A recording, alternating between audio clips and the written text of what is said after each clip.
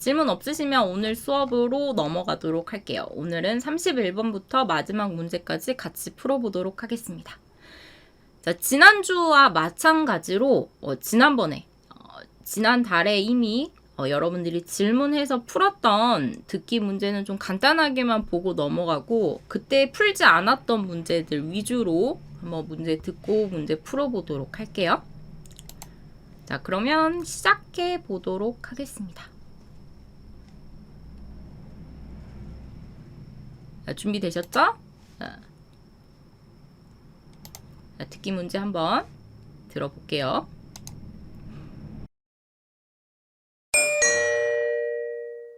다음을 듣고 물음에 답하십시오. 2번 읽겠습니다. 간호학과 재학생 대상 병원 실습 과정에서 사전 교육을 강화하는 방향으로 가야 한다고 생각합니다. 사전 교육도 좋지만 실습 시간을 더 늘려서 학생들이 실제로 병원에서 배우는 시간을 더 가져보게 하는 것은 어떨까요? 지금 상황에서는 실습 시간을 더 늘리는 건 무리가 되지 않을까요? 교육이 부족하면 실습 과정에서 어려움이 많을 겁니다. 직접 현장에서 겪어봐야 더 큰 배움을 얻지요. 그게 진정한 교육이라고 생각해요. 다시 들으십시오. 간호학과 재학생 대상 병원 실습 과정에서 사전 교육을 강화하는 방향으로 가야 한다고 생각합니다. 사전 교육도 좋지만 실습 시간을 더 늘려서 학생들이 실제로 병원에서 배우는 시간을 더 가져보게 하는 것은 어떨까요? 지금 상황에서는 실습 시간을 더 늘리는 건 무리가 되지 않을까요? 교육이 부족하면 실습 과정에서 어려움이 많을 겁니다. 직접 현장에서 겪어봐야 더 큰 배움을 얻지요. 그게 진정한 교육이라고 생각해요. 31번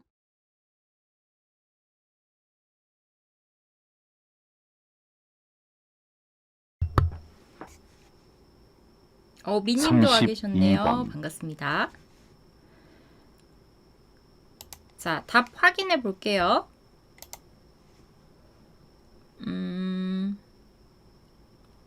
자, 대부분 31번 남자의 중심 생각 이제 잘 푸시는 것 같아요. 자, 4번이 답이죠. 네, 남자의 태도는 3번 또는 4번으로 나뉘었는데요. 자, 남자의 태도도 4번이 답입니다. 자, 31번부터 먼저 볼게요. 남자의 중심 생각인데 우리 지난주에 남자의 중심 생각 나타내는 그런 표현들이 있었죠. 무엇 해야 한다고 생각합니다. 뭐 하는 것이 좋은 것 같아. 이런 표현들이 있었어요. 이번에 듣기에서도 그런 표현이 나왔어요. 남자의 말 잘 들으면 나와 있죠. 어떻게 해요? 여기 보시면 이런 것을 해봐야 해. 어야 한다. 남자의 주장이죠. 또 뒤에 보시면요. 그것이 진정한 교육이라고 생각해요. 이거 남자의 생각입니다. 여기서 남자의 생각, 중심 생각 들어있다 라고 볼 수 있죠. 뭐예요? 직접 현장에서 겪어봐야, 경험을 해야 진정한 교육이라고 생각합니다. 이게 남자의 주장이 되겠습니다. 자, 그래서 답은 몇 번이 돼요? 남자가 하고 싶은 말, 남자의 주장은 학생들이 직접 일해봐야. 현장이라는 것은 일을 하는 곳이라는 뜻입니다. 일하는 곳에서 해봐야 도움이 된다. 제일 중요하다. 4번이 답이 되겠죠. 이해되시죠? 자, 그래서 31번의 답은 4번이 되고요. 자, 32번의 답을 한번 볼게요. 자, 보세요. 자, 남자의 태도인데요, 여러분들. 자, 남자의 태도로 다음 중 알맞은 거 보면 여기서 설득한다. 앞에 사례를 가지고 설득한다. 설득은 보통 주장하는 말하기에서 내 생각이 맞아라는 것을 이야기할 때 상대방이 내 생각에 대해서 아 그렇구나 라고 따라오게 만드는 것을 설득이라고 하죠. 두 번째는 뭐 사전교육 효과가 미비하다. 세 번째는 상황을 분석하고 주장 반박 나와 있고요. 마지막에는 상대 의견 인정하면서 다른 주장이라고 나와 있습니다. 자, 내용 보면요. 여러분들 먼저 남자와 여자가 자, 여기 나와 있는 대학병원 실습 과정, 사전교육 강화하는 것에 대해서 여자는 찬성, 남자는 반대하고 있었죠.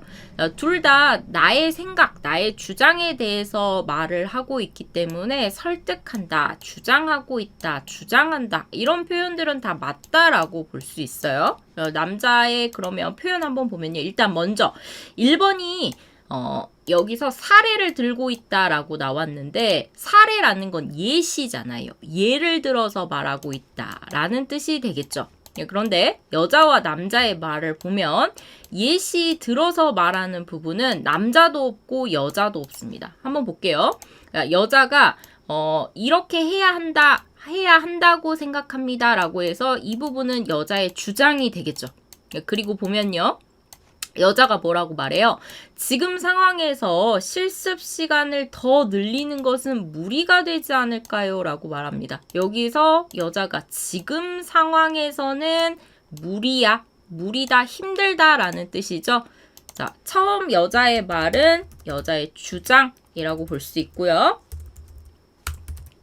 두 번째 여자의 말은 지금 상황에서는 가능합니다, 불가능합니다 라고 말하고 있기 때문에 지금 이 상황 자체를 분석하고 있다 라고 볼 수 있어요. 분석하면서 무리가 됩니다 라는 것은 이 남자가 앞에서 말하는 실제로 병원에서 배우는 실습 시간을 더 늘리자라는 것에 대해서 반대하고 있는 거죠.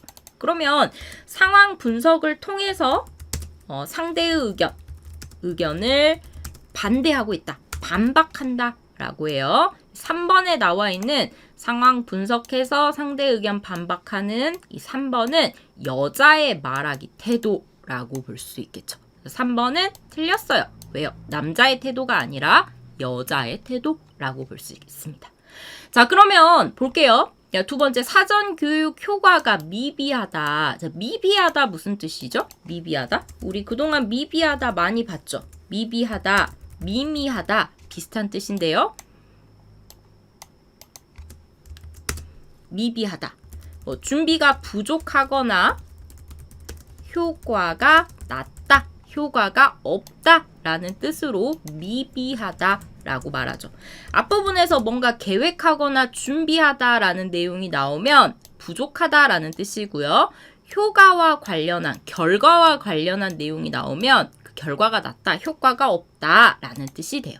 미미하다는 낮다, 작다 라는 뜻이라고 했었죠. 그럼 여기서 앞에 사전교육 효과가 미비하다라는 거니까 효과가 없다, 효과가 실제로는 효과 없었어 라는 건데 여기 보세요. 남자 뭐라고 말해요?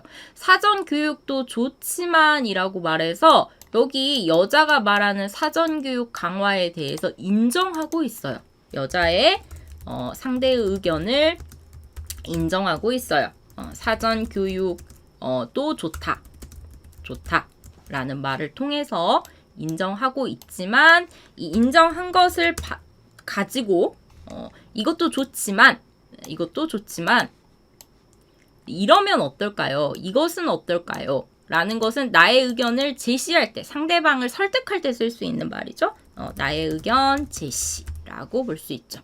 그래서 남자의 태도는 4번이 되겠습니다. 상대방의 의견을 인정해요. 그리고 다른 주장. 하지만 실제로 배우는 시간이 더 필요합니다. 라는 말을 하고 있다. 4번이라고 볼 수 있습니다. 자, 그리고 남은 부분 보면요. 마지막 앞에서 본 것처럼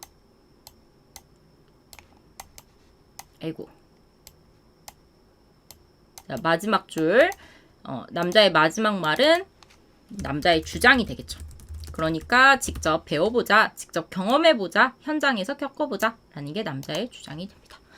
자, 여기서 보면 답이 상대의 의견을 인정하면서 나의 의견을 제시했다라고 했는데 상대의 의견 인정하면서 나의 의견을 제시하려면 이런 표현이 나옵니다. 너의 의견 좋지만 네, 이렇게 지금 남자가 말하는 것처럼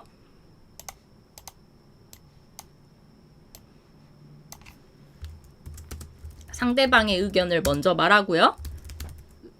이것도 좋지만 뭐 좋으나 또는 너의 의견에 동의하지만 뭐 그것도 일리가 있지만 이라고 말하면 상대의 의견에 동의하고 있다, 인정하고 있다.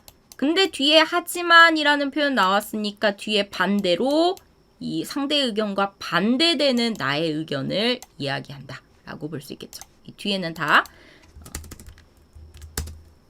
상대의 의견과 반대되는 의견을 이야기할 때 앞에 자, 너의 의견도 좋지만 뭐 의견에 동의하지만 너의 의견도 일리가 있는데 말이 되는데 이런 말로 시작합니다. 만약에 듣기에서 이런 표현들이 나오고 하지만 이런 표현으로 이어진다면 상대의 의견을 인정하면서 다른 주장 뭐 아니면 자신의 주장, 자신의 의견을 제시하고 있다라고 이해하시면 될 것 같아요.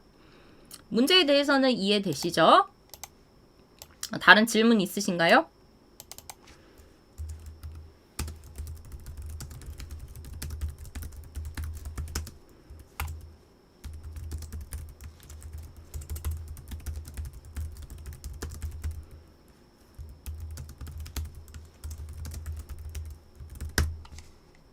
이렇게 볼 수 있습니다. 네, 오조다님, 네, 이해했습니다. 라고 하셨는데, 넘어가기 전에 단어만 한번 보고 넘어가도록 할게요. 뭐, 특별히 어려운 단어들은 없는데, 실습, 이런 단어. 또, 실습 이것만 보면 되겠네요. 이걸 볼게요. 이 사전교육이라는 단어도 볼까요? 사전교육, 실습, 이 두 가지 단어만 한번 보고 넘어갈게요.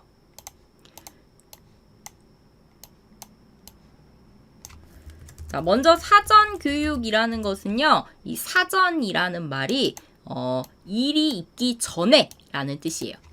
일이 있기 전에 미리 하는 교육이라는 뜻입니다. 자, 그러니까 어떤 일을 하기 전에 그 일을 어떻게 해야 하는지, 어떤 일을 해야 하는지에 대해서 알려줄 때 사전교육이라고 하죠. 사전교육이라고 보시면 돼요. 실습은 뭐죠? 실습. 실제 현장에, 실제 일하는 곳이라고 했어요. 현장은 일하는 곳. 실제 현장에 가서 직접 연습해 보는 것. 이것을 실습이라고 합니다. 실습.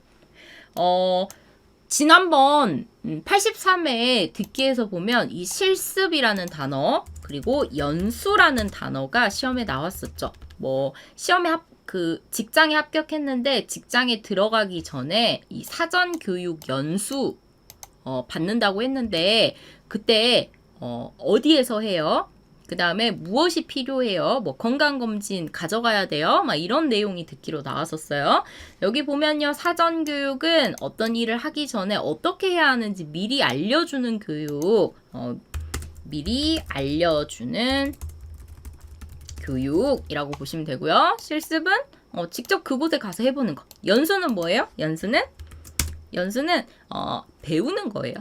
어떤 일이나 일에 대해서 또는 공부하는 것에 대해서 일이나 공부에 대해서 내가 공부하고 있는 것에 대해서 직접 연습하고 배우는 과정, 배우는 것을 연수라고 합니다.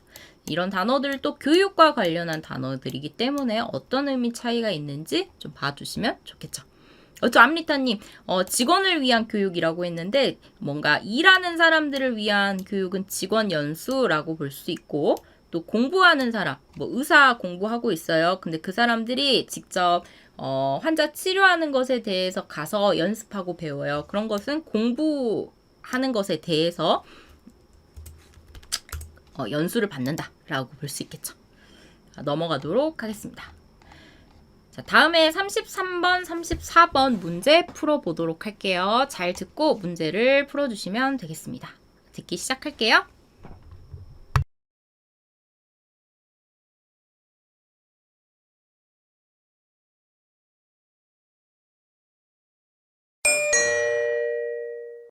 다음을 듣고 물음에 답하십시오. 2번 읽겠습니다. 현대 산업사회는 성비에서 확실한 남성의 세계를 구축했습니다. 가부장 사회의 오랜 남아 선호관념에 현대 문명의 성선택 기술, 늘어난 생존율 등이 가세한 결과였습니다. 여성이 남성보다 평균 5년을 더 사는데도 1960년대 중반 이후 전체 인구에서 남성의 수가 여성의 수를 넘어섰습니다. 2021년 전 세계 인구는 남성이 약 4,400만 명 더 많은 상태입니다. 하지만 유엔은 2050년이 되면 남녀의 성비가 균형점에 이를 것이며 이후엔 여성이 남성보다 더 많아질 것으로 예측했습니다. 남아 선호관념이 퇴락하고 수명 연장으로 고령 여성이 늘어나면서 곧 성비가 역전될 것이라고 하였습니다. 다시 들으십시오. 현대 산업사회는 성비에서 확실한 남성의 세계를 구축했습니다. 가부장 사회의 오랜 남아 선호관념에 현대 문명의 성선택 기술, 늘어난 생존율 등이 가세한 결과였습니다. 여성이 남성보다 평균 5년을 더 사는데도 1960년대 중반 이후 전체 인구에서 남성의 수가 여성의 수를 넘어섰습니다. 2021년 전 세계 인구는 남성이 약 4,400만 명 더 많은 상태입니다. 하지만 유엔은 2050년이 되면 남녀의 성비가 균형점에 이를 것이며 이후엔 여성이 남성보다 더 많아질 것으로 예측했습니다.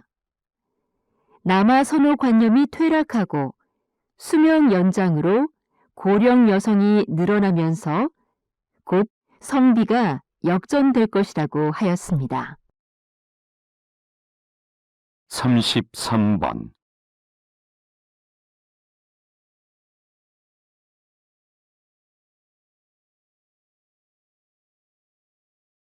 34번 2번, 33번, 34번에서 답이 좀 다양하게 나왔어요. 문제 자체는 어렵지 않았는데 단어가 조금 익숙하지 않은 단어, 고급 단어들이 좀 나오다 보니까 그 단어에 좀 집중하신 분들, 이거 무슨 뜻이지? 라고 좀 그 단어들, 처음 듣는 단어에 집중하신 분들은 뒷부분 듣기를 놓쳐버리니까 아마도 제대로 못 들으셨을 것 같아요. 그런데 듣기 내용 자체는 어렵지 않았고요. 세나님이 유유라고 하셨는데 너무 걱정하지 마세요.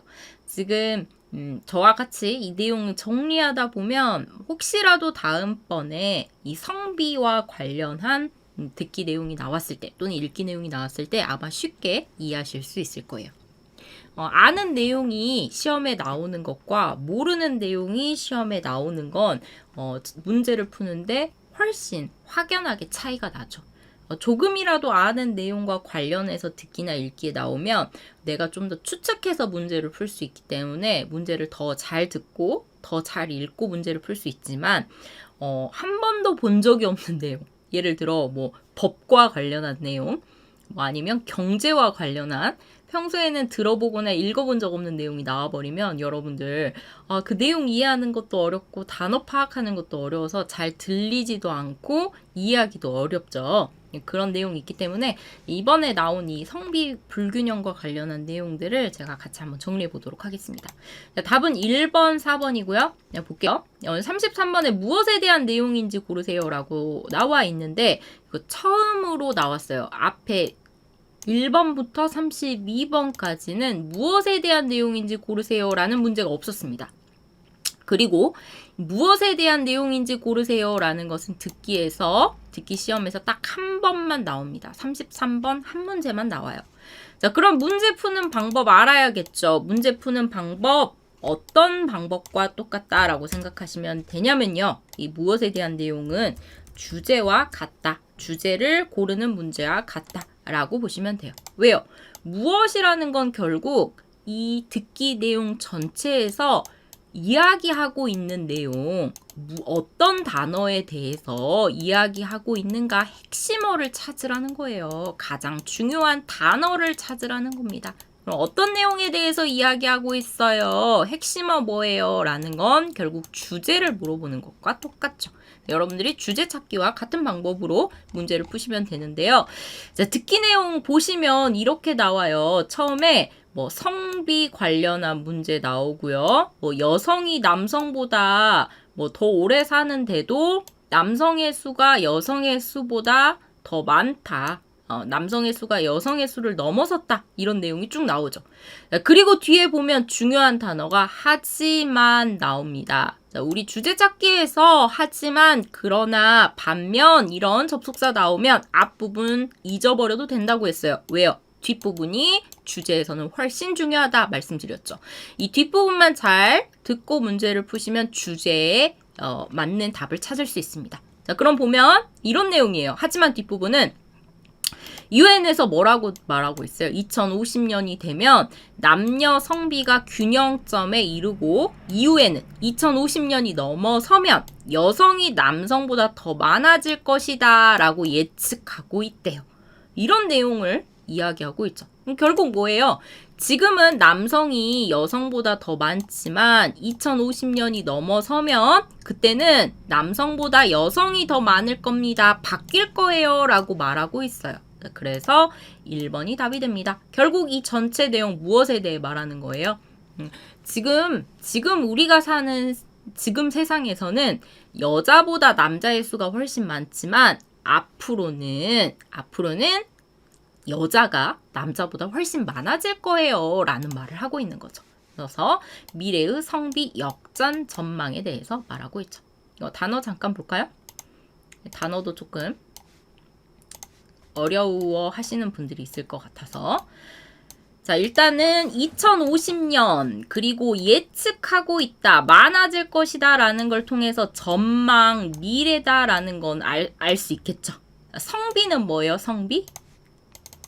남자와 여자 성의 비율을 말해요. 그래서 성비라고 하면요, 남자와 여자의 비율이 어떻게 되느냐, 누가 더 많냐, 이걸 나타내는 게 성비라고 합니다. 역전은 뭡니까? 역전은 우리 53번 쓰기 할 때 제가 이거 기억하면 좋다, 53번 쓰기에서 사용할 수 있는 단어예요 라고 알려드렸죠. 역전은 상황이 반대로 바뀌다 라는 뜻이에요. 역전하다, 역전되다, 둘 다 가능합니다. 자, 그래서 우리 53번 가끔 그래프 보면요, 이런 그래프들 있어요. 처음에는 A가 있고 B가 있다고 해볼게요. A가 있고 B가 있어요. 처음에는 A가 B보다 더 많았어요. 자, 그런데 시간이 지나서 이거 2020년 정도 되니까 2020년을 기준으로 해서 그 전에는 2020년 전에는 A가 더 많았는데 2020년 이후에는 B가 더 많은 것으로 바뀌었어요. 이런 것을 역전이라고 제가 설명을 드렸었죠. 이거 만약에 쓰기로 한다면 색깔 한번 넣어볼게요. 이렇게 쓸 수 있다고 했습니다. 2020년을 기준으로 그 전에는 A가 B보다 더 많았지만 이후 역전되어서 바뀌어서 상황이 바뀌어서 이런 뜻이죠. B가 A보다 더 많다 이렇게 쓸 수 있죠. 자, 만약에 시험에서 이 앞에 연도가 있어요. 뭐 예를 들어 2010년 그리고 여기 뒤에는 뭐 2023년 이렇게 연도가 있으면 이거 연도 반영해서도 쓸 수 있죠. 어떻게 해요? 이렇게도 쓸 수 있습니다. 2010년에는 A가 B보다 더 많았으나 뭐 더 높았으나 그 A, B가 무엇인지에 따라서 들으시면 돼요. 이후 2020년부터 역전되어서 이 기준이죠. 2020년부터 바뀌어서 상황이 바뀌어서 2023년에는 B가 A보다 더 많다. 이렇게 쓸 수 있다라고 했어요. 이때 역전되었다. 이렇게 뭐 1등, 2등이 완전히 바뀐 이런 상황의 그래프를 역전되다라는 단어를 이용해서 쓰시면 훨씬 더 고급 표현으로 쓸 수 있다라고 말씀드렸었죠. 기억나시죠? 여기서도 그렇게 나와 있습니다. 그 이전에 2050년 이전에는 남성이 많지만 이게 바뀌어서 여성이 많은 것으로 바뀐다. 이거 역전이라고 하는 거죠. 세나님 역전되어서 저는 비슷해질 것이 쓸 생각 안 했어요 라고 말씀하셨네요. 역전이라는 것은 순서가 완전히 이렇게 바뀌는 거예요. 비슷해지는 게 아니라요. 이렇게 완전히 바뀌는 것을 역전이라고 합니다. 1번이 답이 되고요. 뭐 다른 거 틀린 거 보면요. 현대사회 남아선호 사상이라고 나와 있어요. 단어가 조금 어렵죠. 일단 나머지 뭐 2번, 3번, 4번 보려면 이 듣기 내용의 단어들 좀 봐야 하는데요. 현대산업사회 이야기하고 있고 구축하다라고 말하고 있습니다. 여기 구축하다도 잠깐 볼게요. 구축하다라는 단어 들어보셨나요? 구축하다?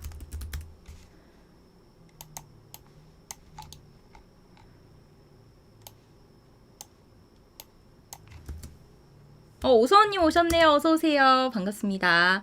자, 보통 구축하다가 어떤 상황에서 쓰냐면 뭐 아파트나 건물을 지어요. 지어서 완성을 했을 때 우리는 보통 구축하다라고 해요. 구축하다는 어떤 상황이나 건물 같은 것들이 완성되다, 완전하게 만들어지다 이런 뜻이에요. 이 구축은 완전히 만들어지다, 완전해지다 이런 뜻으로 사용됩니다. 그래서 완성되다 이런 뜻으로 이해하시면 돼요. 자, 남성의 세계가 구축됐대요. 성비에서 남자가 훨씬 많았다는 거죠. 가부장사회라고 나와 있어요. 가부장사회 단어 아시죠? 남성 중심 사회를 가부장사회라고 합니다. 가부장사회라고 해요. 다른 말로는 남성 중심 사회라고 볼 수 있죠. 아빠의 집안에서 한 집에서 아빠의 힘이 가장 강할 때 우리는 보통 남성 중심 사회, 가부장 사회라고 하죠. 자, 이렇게 남성 중심 사회, 가부장 사회에서는 남아선호 사상, 남아선호 관념이라고 하는데요. 이게 생길 수밖에 없어요. 자, 볼게요. 남아선호 사상 똑같이 관념이라고 하는데 남아라는 것은 남자아이라는 뜻이에요. 선호는 좋아하다라는 뜻입니다. 사상관념은 생각 이렇게 보시면 되죠. 자, 그러면 결국 정리하면 이거예요. 남자아이를 좋아하는 생각, 가치관 이렇게 이해하시면 됩니다. 좋아하는 생각, 가치관. 남성이 가장 중요한 사회니까 가부장 사회는 당연히 남자아이를 더 좋아할 수밖에 없죠. 뒤에 보면요. 이 남아선호 사상에 현대 문명, 이 현대 사회에서는 현대 문명에서 성을 선택할 수 있는 기술. 그러니까 남자아이면 낳고 여자아이는 지워버리는 이 성을 선택하는 기술, 늘어난 생존율, 생존율이라는 것은 계속 죽지 않고 사는 것을 생존율이라고 하죠. 이것들이 가세한 결과였습니다. 라고 나왔습니다. 가세하다 무슨 뜻일까요? 가세하다. 가세하다. 힘을 더하다라는 뜻입니다. 힘을 더하다. 가서 더하다, 더 추가하다, 플러스하다, 힘, 세력 이런 뜻입니다. 가세하다라고 하면요, 이 남아선호 관념에다가 플러스 이런 것들이 더 추가돼서 더 에너지를 줘서 힘을 줘서 이런 결과, 이렇게 남성 중심의 세계가 된 것을 만들어냈다라고 볼 수 있죠. 가세하다, 힘을 더하다. 이렇게 보시면 돼요. 계속 보면요. 여성이 남성보다 평균 5년을 더 사는데도 그럼 수명은 여성이 더 긴 거죠. 1960년대 중반 이후 전체 인구에서 남성의 수가 여성의 수를 넘어섰습니다. 60년대까지는 그랬대요. 2021년 전 세계 인구 남성이 약 4,400만 명 더 많은 상태입니다. 남성이 더 많죠? 그런데 이 하지만 이후로 바뀝니다. UN 2050년이 되면 남녀 성비, 남자, 여자의 그 성비가 균형점, 1대1 이렇게 맞춰지는 거, 똑같이 맞춰지는 걸 균형점이라고 해요. 이 균형점에 이를 것이며 그 이후에는 여성이 더 많아질 거다라고 예측하고 있는 상황이 되겠죠. 그리고 뒤에 더 보면요. 남아선호 관념이 퇴락하고 라고 나옵니다. 퇴락하고 무슨 뜻일까요? 망하다 이렇게 생각하시면 돼요. 퇴락하다. 어떤 생각, 사상, 어떤 힘이 있는 사람 또는 권력 같은 것들, 그런 것들이 망하다, 기울다 라고 보시면 됩니다. 쇠락하다 비슷하게 이런 단어도 써요. 비슷하게 쇠퇴하다 라고도 해요. 쇠퇴하다. 이거 뜻 같은 단어 좀 헷갈리시겠네요. 이렇게 바꿔볼게요.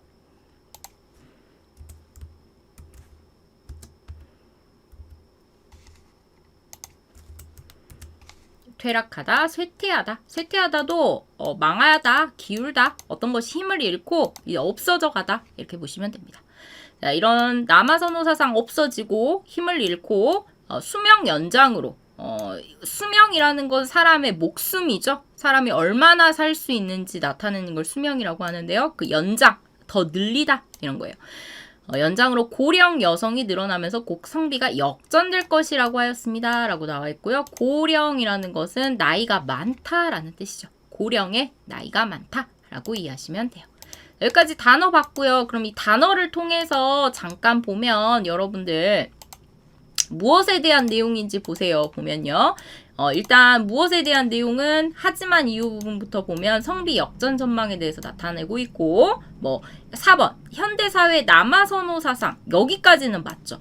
현대산업사회 현대사회에서는 남아선호 사상이 있어서 남성의 수가 더 많았습니다. 여기까지는 맞아요. 그런데 뒷부분이 더 중요하죠. 하지만 뒷부분. 하지만 앞으로는 바뀔 거예요. 라는 내용인데 자, 이 4번을 답으로 고르시면 여기까지는 맞는 내용이지만 이 뒷부분에 대한 설명은 포함이 되질 않아요.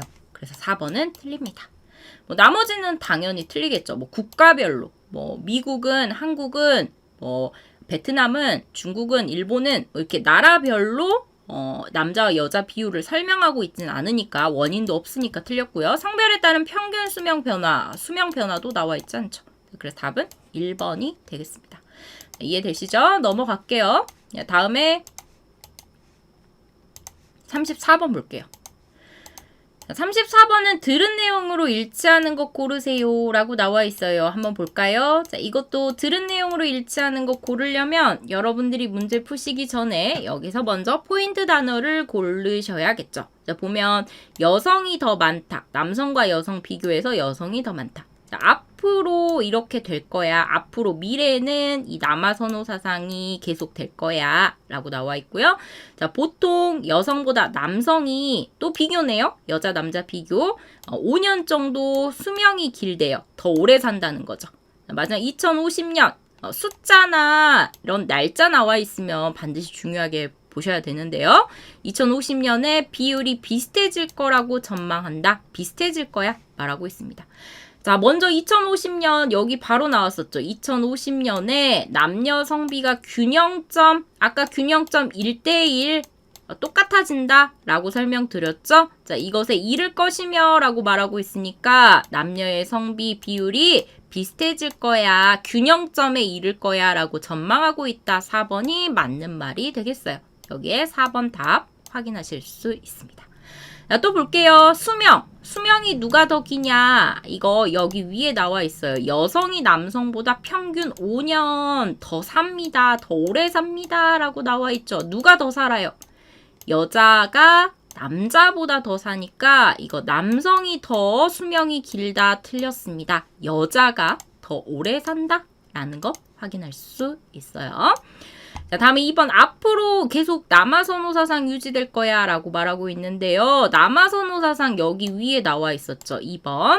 자, 그런데 하지만 앞으로 어떻게 된대요? 이거 없어진대요. 남아선호 사상이 퇴락된다 라고 나와 있어요. 앞으로는 남아선호 사상이 없어지니까 계속 유지? 땡, 틀렸네요. 자, 현재 현대산업사회 현대에서는 누가 더 많아요? 현대는 2021년 남성이 더 많은 상태입니다. 말하고 있죠? 그래서 여성이 더 많다. 이것도 틀렸네요. 답은 4번이 되겠습니다. 자, 이해되시죠? 자, 여러분들 이렇게 들은 내용과 같은 거 지난주에 문제 푸는 방법 설명드렸는데 추측하면서 푸는 게 가장 오답이 적다라고 말씀드렸어요. 듣기 전에 먼저 이런 들은 내용과 같은 거 먼저 여기 이 중에서 여러분들이 주의해서 주목해서 들을 것 포인트 단어를 찾아서 남성이 더 오래 산다. 현재는 여성이 더 많다. 2050년에는 어떻게 바뀐다. 자, 앞으로 남아선호 사상 이런 포인트를 잡아서 그 부분 나올 때 집중해서 들으시면 답을 쉽게 찾으실 수 있겠죠. 자, 넘어가서 또 연습해 보도록 하겠습니다. 자, 이번에 35번, 36번인데요. 문제 보니까 남자가 무엇을 하고 있는지 고르세요 라고 나와 있고요. 36번도 들은 내용과 같은 겁니다. 들은 내용과 같은 것이니까 여러분들 여기서 포인트 찾아서 잘 보고 들으시면 되겠죠. 그리고 남자가 무엇을 하고 있는지도 여기 처음 나왔어요. 앞에 34번까지는 나온 적이 없는 내용입니다. 아마도 듣기 내용에서 남자가 어떤 것을 소개하거나 이야기하거나 하고 있을 거예요. 더군다나 문제에서 보니까 홍보합니다. 소개합니다. 설명합니다. 호소합니다. 라는 단어 나와 있죠? 그럼 뭔가 남자가 이야기하는 거예요. 이런 것들은 다 말하고 있는 건데 이 중에서 어떤 이야기를 하고 있는지 찾아보시면 되겠습니다. 그러면 한번 듣기 들어보고 문제 먼저 풀어보도록 할게요. 문제를 먼저 한번 풀어보세요.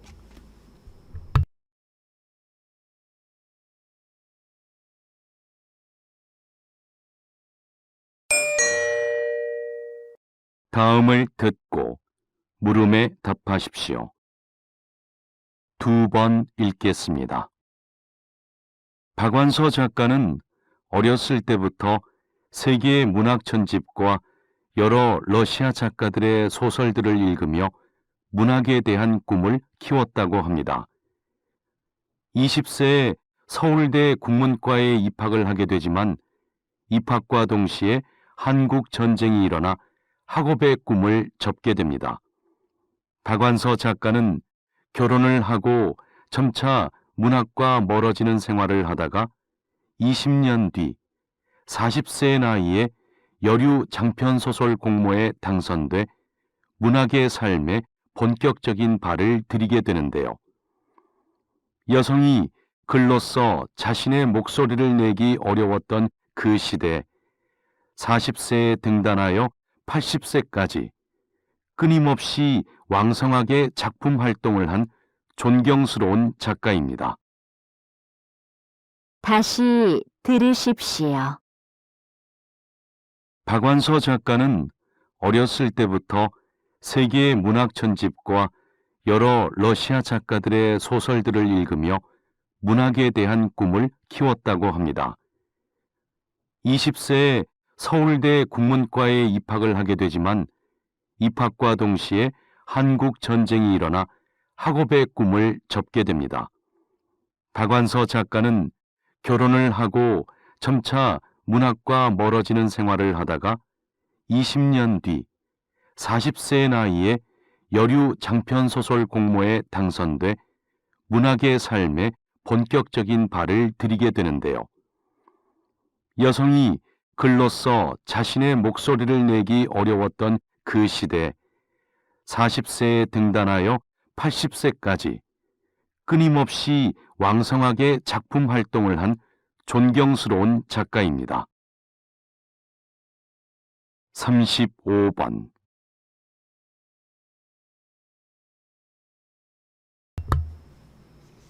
잘 풀어보셨죠? 같이 확인해 볼까요? 36번.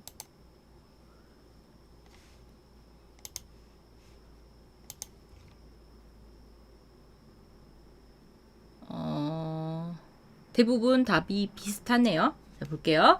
자, 35번의 답은 2번이고요. 36번의 답도 2번입니다. 볼게요. 자, 남자가 무엇을 하고 있는지 고르세요 라고 되어 있는데요. 자, 홍보라는 것은 여러분들 어떤 것을 알리는 거죠. 일단 홍보라는 단어부터 먼저 볼게요. 홍보는 다른 사람에게 알리다 이렇게 생각하시면 됩니다. 자, 무엇을 알려요? 앞에 수상작을 알려요. 수상이라는 것은 상을 받은 거죠. 작은 작품이에요. 작가가 상을 받은 작품, 여기서는 소설가니까 상을 받은 소설에 대해서 알리고 있다라고 볼 수 있어요. 두 번째 소개예요. 소개한다는 것은 다른 사람에게 이것도 알려주는 거죠.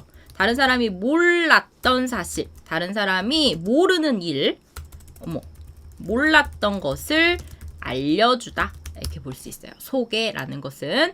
자, 무엇을 알려주는지 보니까 앞에 생애라고 나와 있어요. 생애는 뭐예요? 생애. 태어날 때부터 죽을 때까지를 생애라고 합니다. 작가가 언제 태어났고 어떻게 살았고 그리고 언제 죽었고 이런 것들을 생애라고 해요. 자, 다음에 3번 설명하고 있어요. 자, 설명 말로 알려주는 거죠. 근데 앞에 보면 이미지, 작가에 대한 이미지라고 설명하고 있네요. 이미지라고 하면 보통 사람들이 생각하는, 떠오르는 그런 모습을 이미지라고 하는데 이런 작가에 대한 이미지 설명한다라고 하면 듣기에서 이런 표현이 나와야 돼요. 박완서 작가는 이러한 작가라고 볼 수 있습니다. 한국을 대표하는 작가로 볼 수 있습니다. 또는 한국을 대표하는 작가입니다. 이런 식으로 대표하다 아니면 이 작가에 대한 특징 있죠? 작가에 대한 특징이 앞에 나오고 이런 작가로 볼 수 있습니다. 이렇게 소개한다면 작가에 대한 이미지를 설명하고 있다 라고 볼 수 있을 거예요. 자, 근데 이런 관련된 표현 안 나왔죠? 자, 보통 누구에 대한 이미지라고 하면요, 이 특징에 대해서 말하거나 어떤 것을 대표합니다 라는 표현이 나오면 이미지, 무엇에 대한 이미지라고 생각하시면 되겠습니다. 자, 호소하다 볼게요. 호소하다는 뭐예요? 감정을 가지고 이야기한다 라고 해서요, 호소는 자신의 주장을 다른 사람이 들어주기를 부탁한다 라고 보시면 돼요. 부탁하다. 주로 감정을 가지고 제발 해주세요. 제발 이렇게 해주세요. 라고 부탁할 때 우리는 호소라고 하죠. 자, 무엇을 호소해요? 앞에 보면요. 작품에 대한 관심 가져주세요. 가져주시기 바랍니다. 관심이 필요할 것입니다. 또는 이렇게 해야 할 거예요. 이런 말이 나오면 관심 호소하고 있다라고 볼 수 있겠죠. 답은 쉽게 2번이라고 볼 수 있고요. 자, 내용으로 한번 볼게요. 왜 2번이 답인지.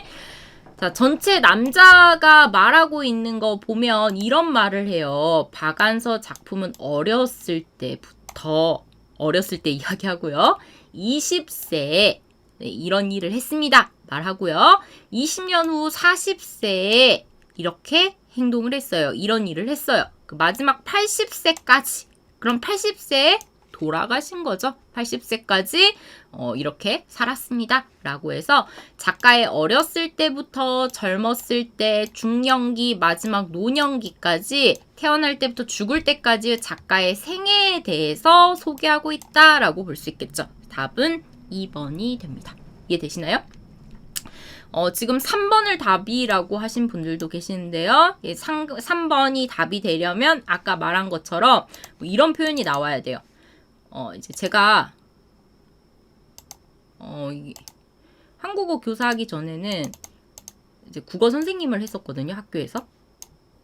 그럼 국어 선생님은 이제 중학교, 고등학교 학생들에게 이제 국어를 알려줘야 되니까 이 박완서 작품도 교과서에 정말 많이 나와요, 한국에서. 중요한 작가 중에 하나예요.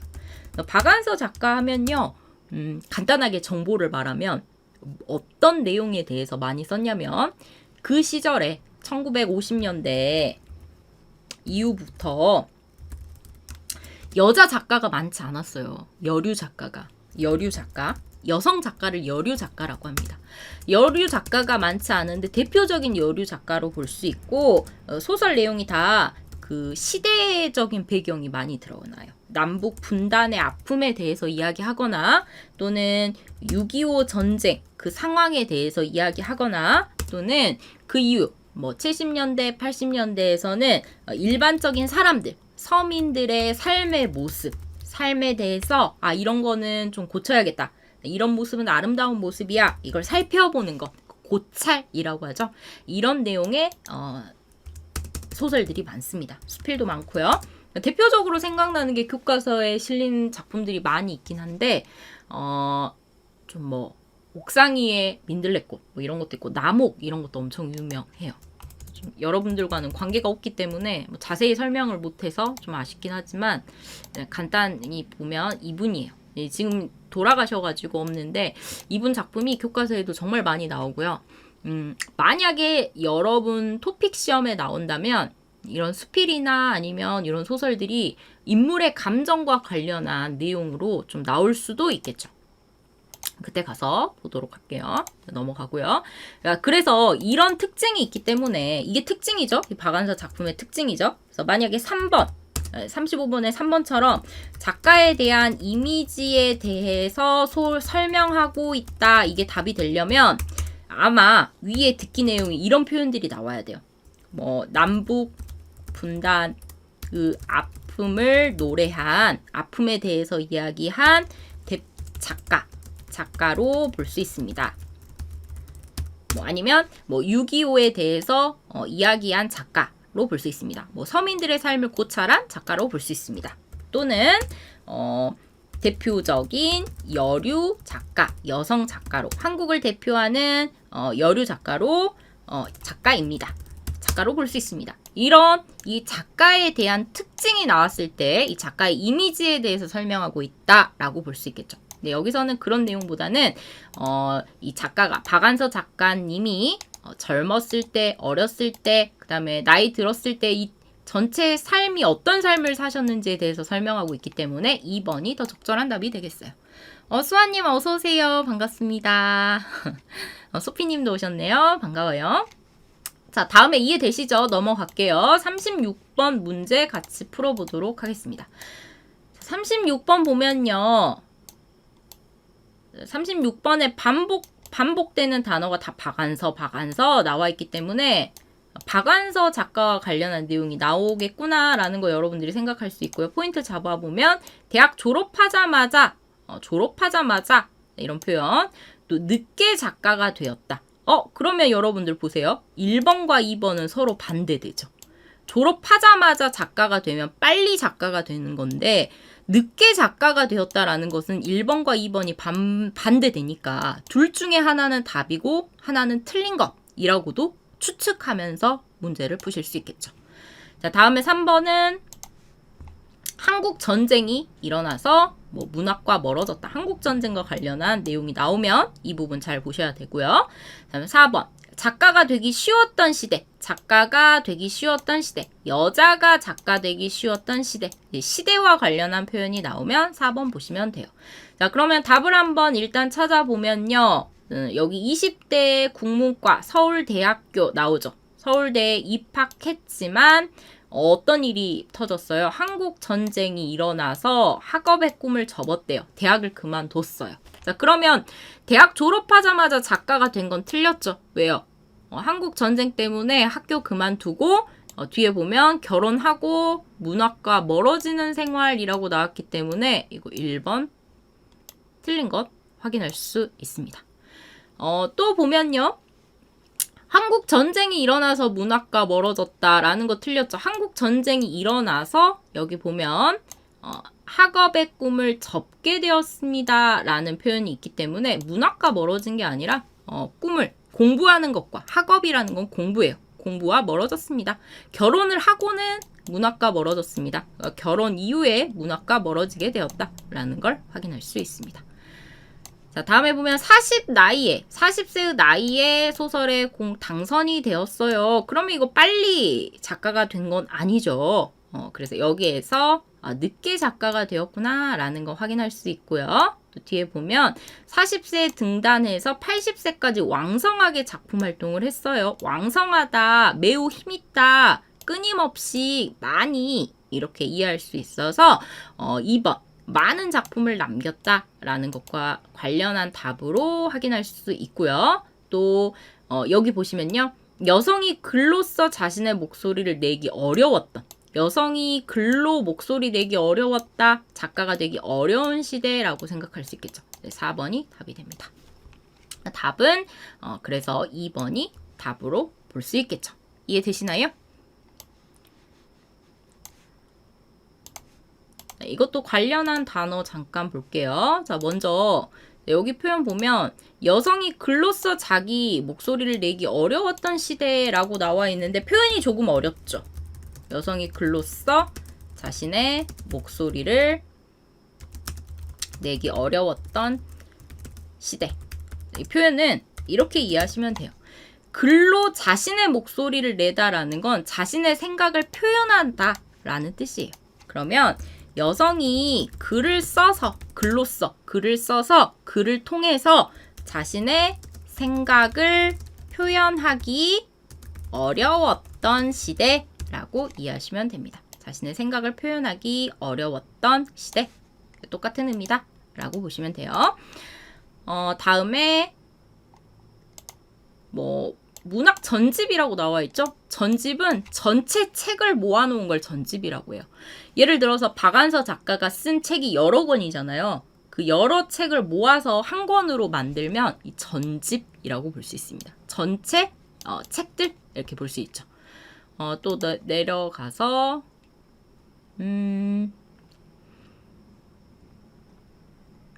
등단 볼까요? 등단은 보통 작가가 되다 이런 뜻입니다. 이렇게 소설가나 아니면 작가, 그림 그리는 사람 또는 시를 쓰는 사람 이런 작가가 되려면 일단 내가 소설가가 됐다라고 이름을 올려야 돼요. 그걸 작가가 되다 등단하다라고 해요. 똑같은 의미라고 볼 수 있고요. 왕성하게 힘있게 똑같은 표현이에요. 왕성하다. 힘있다. 쉬지 않고 힘있게 계속해서 왕성하게 이렇게 볼 수 있어요. 이해하시면 되겠습니다. 특별히 다른 거는 어려운 단어 없으시죠? 넘어갈게요. 자, 다음에 37번, 38번은 지난번 여러분들 질문하신 문제라서 같이 풀었었어요. 그래서 이 내용만 한번 보고 넘어가도록 하겠습니다.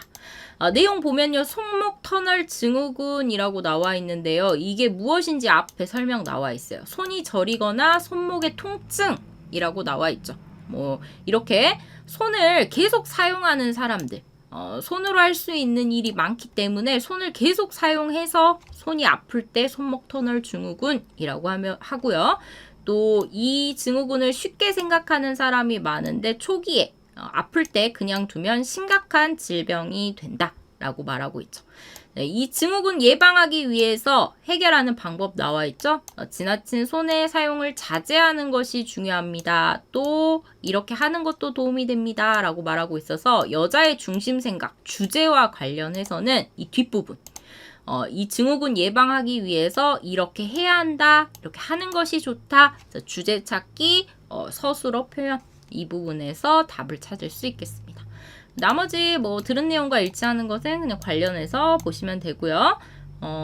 특별히 어려운 단어는 없기 때문에 넘어가도록 할게요. 자, 다음에 39번, 40번 문제 들어보고 같이 문제 풀어보도록 하겠습니다. 자, 먼저 문제 들어보시고 한번 먼저 풀어보세요.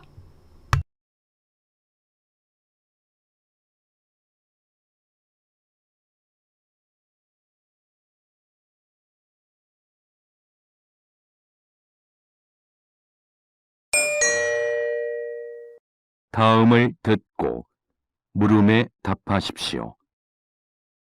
2번 읽겠습니다. 이것이 정부 차원의 대책이 절실한 이유입니다.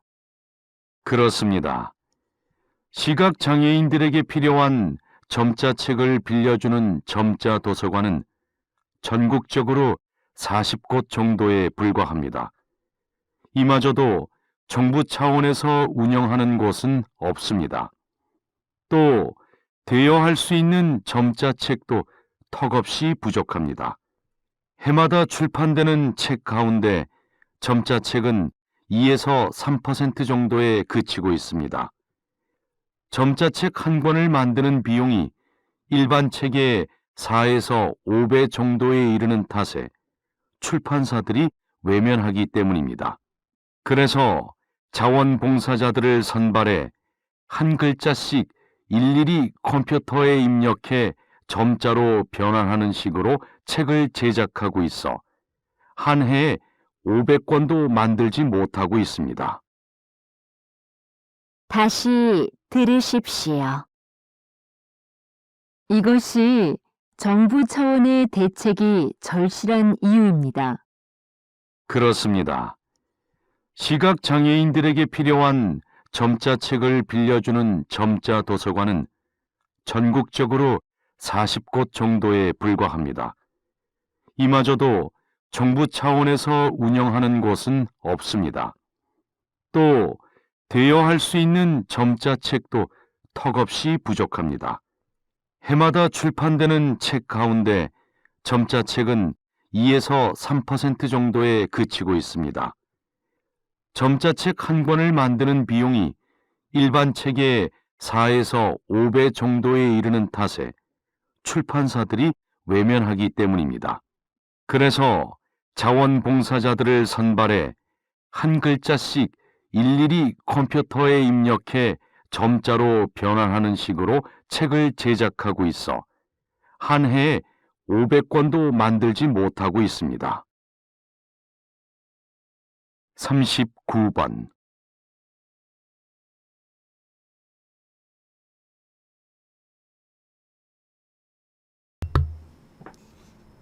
(40번)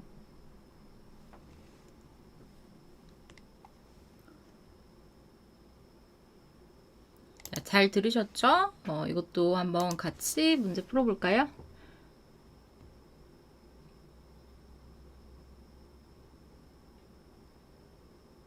답이 좀 올라와서 같이 보도록 할게요. 자, 39번은 이 담화 전의 내용이죠.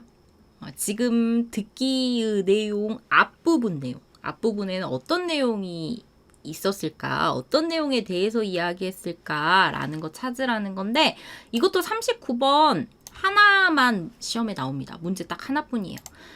이 담화 전의 내용으로 가장 알맞은 거 고르세요. 요 푸는 방법. 듣기의 가장 앞부분을 잘 들으면 된다. 라고 이전에 말씀드렸었어요. 이것도 전에 여러분들 질문하셔서 39번 같이 문제 푼 거기 때문에 앞부분을 집중해서 들으셨다면 39번 잘 푸셨을 것 같고요. 자, 답은 2번이 답입니다. 자, 40번 들은 내용과 같은 것 고르세요. 보면 반복적으로 나오는 단어가 점자책이죠. 그럼 여러분들 아마 출판사, 점자책 이렇게 나와 있기 때문에 들으시기 전에 점자책과 관련한 내용이 나오는구나 라는 거 추측하실 수 있을 거예요. 만약에 이 점자책이라는 것이 무엇인지 몰라도 그냥 뭔가 책과 관련한 게 나오나 보다 라고 생각하고 그냥 들으셔도 됩니다. 자, 그래서 포인트 잡아보면요. 점자책 출판하는 곳이 40곳 정도다. 이 점자책을 만드는 곳이 이 정도 된다. 40이라는 숫자 나왔으니까 관련한 표현 나오는 곳 있으면 자, 집중해서 들으셔야 되고요. 또 자, 국내 출판사에서 한 해 500권 정도, 500권 또 숫자 나왔네요. 그러니까 한국에서는 500권 정도의 책을 만든다 라는 거고요. 3번 구입하기 어렵지만 뒤에 더 중요하죠. 대여할 수 있는 책은 충분하다. 그러니까 사는 것은 어렵지만 구입하다 사기는 어렵지만 빌릴 수 있는 책은 많다 라는 거죠. 뒤에 대여와 관련한 단어들이 나오면 그 부분에 잘 들으셔야겠죠. 4번 비용 문제 때문에 돈 때문이네요. 비용 문제는 돈 때문에 점자책 제작을 환영하지 않는다. 점자책 만드는 거 싫어한다. 비용 문제. 그 점자책을 왜 만들지 않는지에 대한 그 원인에 대한 설명 찾으시면 되겠습니다. 40번의 답은 4번이 되어 2번, 4번이 답입니다. 같이 한번 볼게요. 담화 전의 내용이니까 보세요. 앞부분 내용이 이렇게 나와요. 이것 뭐예요? 앞에 내용이죠. 앞에 나온 내용이에요. 이것이 정부 차원의 대책이 절실한 이유입니다. 라고 말하고 있어요. 그러면 이것이 이유입니다. 라고 말하고 있으니까 앞에서는 이유에 대한 내용이 나오는구나. 어떤 이유에 대해서 나오는구나. 라는 것 알 수 있어요. 앞에 내용. 내용은 이유. 근데 어떤 이유요? 정부 차원에서 대책, 해결 방법 마련하는 것이 절실하다. 반드시 필요해요. 꼭 필요해요. 라는 거죠. 자, 그리고 뒤에 나와요. 이 정부 차원의 대책이 무엇인지. 시각장애인들에게 필요한 점자책을 빌려주는 곳이 이 정도에 불과하대요. 그러면 정부 차원의 대책, 이거 어떤 대책이요? 시각장애인을 위한 점자책을 만드는 것, 이 대책이 필요하다라는 내용이 앞부분에 나왔겠죠. 그 이유에 대해서 나왔을 거예요. 자, 그러면 정부 차원에서 시각장애인을 위한 점자책이 필요합니다. 정부에서 만들어야 돼요. 라는 이유 어떤 것들이 있을까요? 점자책이 없어요. 점자책이 부족해요. 라는 내용이겠죠. 여기서 보면 다 점자 도서관이 이 정도에 불과하고 또 점자책도 부족합니다. 라는 내용이 나왔기 때문에 이 시각장애인을 위한 점자책의 그 문제는 부족하다, 없다. 라는 거예요. 그래서 답은 2번이 되겠죠. 점자책은 매우 만들기 어려운 상황에 놓여 있다. 2번이 답으로 볼 수 있습니다. 자, 볼게요. 뒤에 내용을 조금 더 보시면요. 점자책을 빌려주는 점자책 도서관은 40곳 정도에 불과하대요. 자, 우리 53번 쓰기에서 무엇에 불과하다라는 표현은 그 수가 매우 적다라는 거 강조할 때 쓸 수 있는 표현이었죠. 자, 다시 한번 보면요.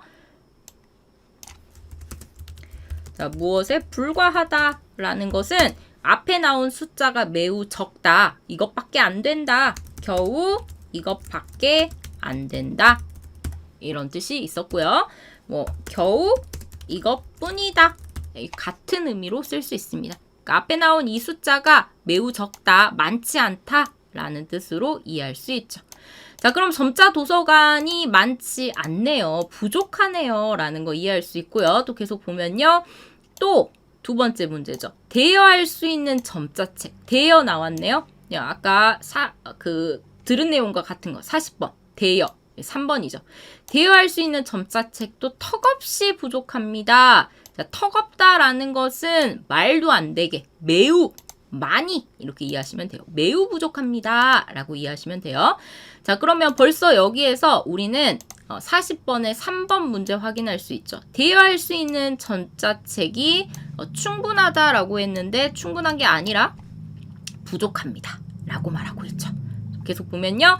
해마다 출판되는 책 가운데 점자책은 2~3% 정도에 그친대요. 출판하는 책 가운데 점자책은 이 정도밖에 안 됩니다. 그치다 라는 것도 기대보다 적은 숫자를 말할 때 무엇에 그치다, 그쳤다 라고 말하죠.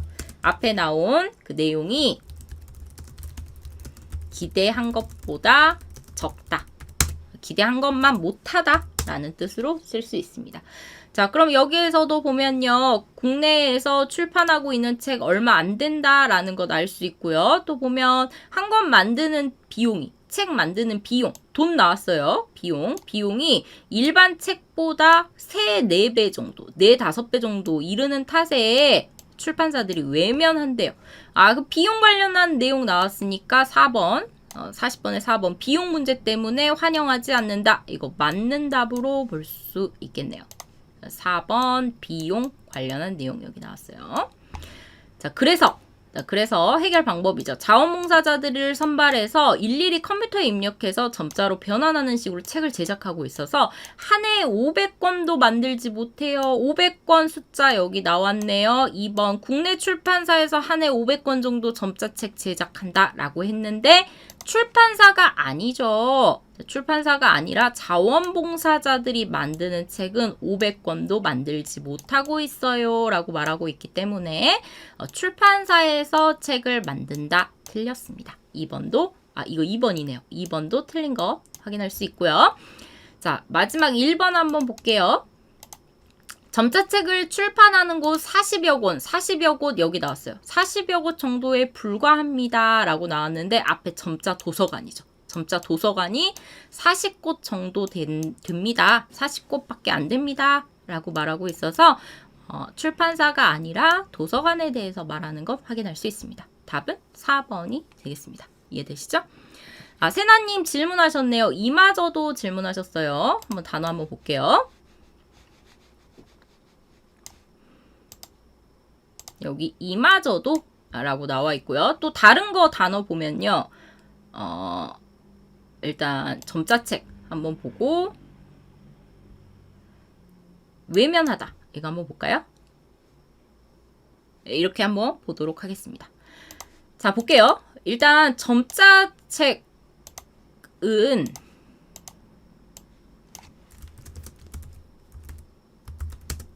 자, 눈을 보지 못하는 시각 장애인들을 위한 책을 점자책이라고 해요. 사진으로 잠깐 보시면 이렇게 생긴 거죠. 이게 손으로 오돌토돌하게 올라와 있는 이런 기호들을 읽어서 그 내용을 이해하는 것을 점자책이라고 합니다. 눈이 안 보이는 분들을 위한 것을 점자책이라고 하죠. 이마저도 한번 볼게요. 문법. 이마저도는요. 이것마저도 줄인 거예요. 이것은 뭘까요? 앞에 나오는 내용이죠. 여기 이마저도 뭐예요? 앞에 점자책을 빌려주는 도서관이 40곳밖에 안 됩니다 라는 이 상황을 나타냅니다. 그러면 이것마저도 라는 것은 이런 뜻이 있어요. 마저도 라는 것은 앞에 나온 상황이 좋지 않은데 이런 좋지 않은 상황보다 더 안 좋은 상황이 뒤에 나올 때 이마저도 이것마저도 라고 쓸 수 있습니다. 앞에 나온 상황이 좋은 상황이 아닌데요. 그것보다 더 좋지 않은 상황, 그것만 못한 상황이 뒤에 이어질 때 이것마저도 뭐 이래요. 이것마저도 뭐 없어요. 뭐 이렇게 쓸 수 있어요. 예를 한번 들어볼게요.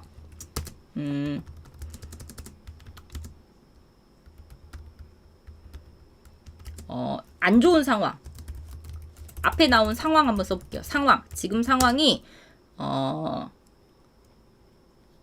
하루에 사람들이 2끼를 먹어요.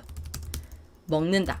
그러니까 밥을 못 먹는 상황이죠. 굶고 있는 상황이에요. 근데 더 안 좋은 상황. 자, 이 앞에 상황에서 더 안 좋은 상황. 근데 이 2끼가 밥이 아니라 죽을 먹어요. 그러면 앞에 나온 상황이 더 악화된 거네요. 더 좋지 않은 상황이네요. 자세히 보니까 이 앞에 나온 안 좋은 상황에서 더 안 좋은 상황이 생길 때 이마저도 라고 쓸 수 있어요. 예를 들어볼게요. 하루에 2끼를 먹습니다. 자, 그런데 이마저도 죽을 먹어요. 이렇게 나타낼 수 있죠.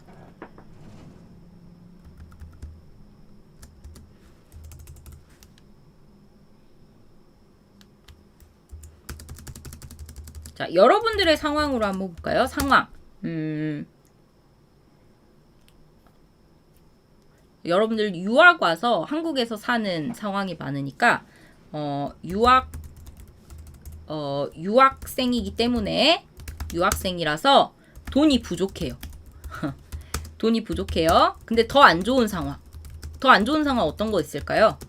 한국어를 못해서 돈이 부족한데 그것보다 더 안 좋아요. 못해서 아르바이트를 못해요. 이게 더 안 좋은 상황이죠. 돈이 없는데 이것보다 더 심각한 상황. 아르바이트를 못해요. 라고 볼 수 있죠. 이때도 쓸 수 있어요. 유학생이라 돈이 부족합니다. 이마저도 아르바이트를 못해요. 이마저도 한국어 때문에 한국어를 못해서 아르바이트를 못해요. 라고 볼 수 있어요. 딜러님이 마지막 남은 그것까지 선생님의 문법 수업 시간이 드네요. 그렇죠. 이것마저도 이 앞에 나온 상황이 좋지 않은데 그 마지막 남은 그것까지 더 안 좋은 상황이 이어져요. 라고 지난번에 설명드렸는데 그거 똑같아요. 그리고 수아님이 무엇은커녕 무엇 하기는커녕 이라고 하셨는데요. 그렇죠. 이마저도랑 비슷하게 한 문장으로 지금은 다 이렇게 두 문장이죠. 두 문장인데 한 문장으로 쓸 때는 무엇 하기는커녕과 비슷하다. 붙였어야 돼요. 하기는커녕과 비슷해요. 라고 볼 수 있지만 조금 다른 의미가 이 하기는커녕은 앞에 나온 상황이 기본적인 조건. 그러니까 내가 살려면 하루에 3끼는 먹어야 돼요. 기본적으로 사람들이 기대하는 내용 있죠. 기대하는 상황. 일반적으로 기대하는 상황. 뒤에는 이 기대와 반대되는 안 좋은 상황. 기대와 반대되는 상황이 나올 때 보통 무엇 하기는커녕 이라고 쓰죠. 예를 들면 이겁니다. 내가 생각할 때 기대하는 상황은 밥을 먹는 거예요. 밥을 3끼 먹어야 돼요. 근데 3끼를 먹기는커녕 원래는 우리가 보통 생각할 때 밥을 3끼는 먹어야 해요 라고 기대해요. 그게 당연하다고 생각해요. 기대하거나 당연한 것. 당연한 내용이 나와요. 밥을 3끼 먹는 게 당연한데 밥을 먹기는커녕 그 반대 안 좋은 상황. 죽만 먹어요. 밥도 못 먹고 죽만 먹고 있어요. 이게 반대 안 좋은 상황이 되죠. 이럴 때 하기는커녕 쓸 수 있습니다. 이마저도처럼 이 는커녕도 앞 내용과 반대되는 안 좋은 상황인데요. 차이가 있다면 이 는커녕은 앞에서 사람들이 당연하게 생각한 기본적인 내용이 나오고 이 기대가 충족되지 않은 당연한 것이 이루어지지 않는 반대의 안 좋은 상황이 나온다면 이마저도는 앞에 나온 안 좋은 상황이 이미 있는데 좋지 않은 상황이 있는데 그 안 좋은 상황에서 더 안 좋은 상황이 뒤에 이어져서 나올 때 더 심각한 상황이 이어져서 나올 때 이것마저도 라고 쓸 수 있습니다. 이해되시나요?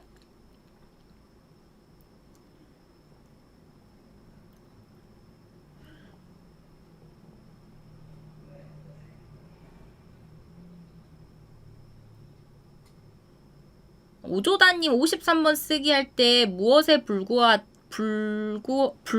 무엇에 그치다 표현 써도 될까요? 오조다님 질문도 한번 볼게요.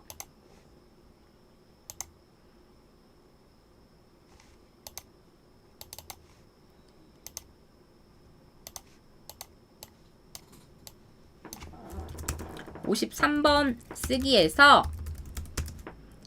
자, 무엇에 불과하다 와 똑같이 자, 무엇에 그치다 이거 써도 돼요? 이렇게 물어보셨는데요. 이렇게 같은 의미로 쓰면 안 됩니다. 자, 왜냐면 이 두 개 조금 의미가 달라요. 자, 1번 어떤 것에 불과하다 라고 하면요. 여기 이 불과하다라는 의미 자체에 말하는 사람, 글 쓴 사람의 실망이 있어요. 의미가 추가돼 있어요. 기대했는데 뭔가 더 좋은 것이 있을 거라, 더 많이 나올 거라 생각했는데 기대한 것보다 적어서, 낮아서, 또 적어서 또는 낮아서 되게 실망이다 라는 의미가 들어 있습니다. 무엇에 불과하다라고 하면 이때 이 불과하다라는 표현 자체는 말하는 사람의 주관적인 생각이죠. 자신의 개인적인 생각으로 이야기할 때 불과하다라고 볼 수 있어요. 자, 그런데 2번 그치다, 무엇에 그치다라고 할 때는요. 자, 말을 하는 사람이나 글을 쓰는 사람의 생각, 이 실망했어 이런 생각이, 이런 주관적인 생각이 없어요. 그냥 결과를 있는 그대로 전달하는 의미가 있습니다. 아, 이 결과가 좋지 않았어. 결과가 낮았어. 적었어. 결과가 좋지 않았어. 라는 결과를 객관적으로 전달할 때 무엇에 그쳤다. 라고 볼 수 있어요. 무엇에 불과하다 보통 쓸 때는요, 비교하는 문장에서 쓰거나 아니면 어떤 그 글을 쓸 때 강조하는 표현에서 무엇에 불과하다라고 쓸 수 있고요. 무엇에 그쳤다라고 할 때는 보통 순서 나타낼 때 있죠. 1등, 2등, 3등, 4등 같은 순서 나타낼 때 포도는 30%로 가장 많았고 그 다음에 뭐였고 마지막은 2%에 불과했다. 라는 식으로 마지막에 이 순서대로 나타낼 때 이럴 때 객관적으로 전달할 때 그치다 라고 쓸 수 있기 때문에 이 두 가지를 완전히 바꿔서 쓰기에는 조금 애매할 것 같아요. 이런 의미, 말하는 사람의 감정이 있는가, 기대한 것보다 작았다 라는 의미가 있는가, 또는 결과가 좋지 않았다, 결과가 낮았다, 좋지 않았다 라는 것을 그냥 그대로 감정 없이 전달하는 의미일 때는 무엇에 그쳤다 라고 씁니다. 약간 신문 기사에서 쓸 때는 무엇에 그쳤다 라는 표현이 좀 많은 편이죠. 이해되시죠? 딜러님, 이마저도 54번 쓰기 문제점 부분에 써도 돼요 선생님? 이라고 물어보셨는데요. 쓸 수 있죠 당연히. 자 볼게요. 이마저도를 54번 문제점 부분에 쓰려면 뭘 해볼까요? 예를 들어서 54번 문제로 출산율 감소의 문제점, 이게 문제라고 해볼게요. 이것에 대해서 여러분들이 써야 한다면 출산율 감소의 문제점으로 여러분들이 쓸 수 있는 거 1번 출산율이 감소하면 전체 인구수가 감소한다. 2번 출산율이 감소하니까 고령화 사회가 된다. 3번 고령화 사회가 되고 또 고령화 사회에서 더 심각해지는 상황이 뭐냐면 여기에서 더 심각해져서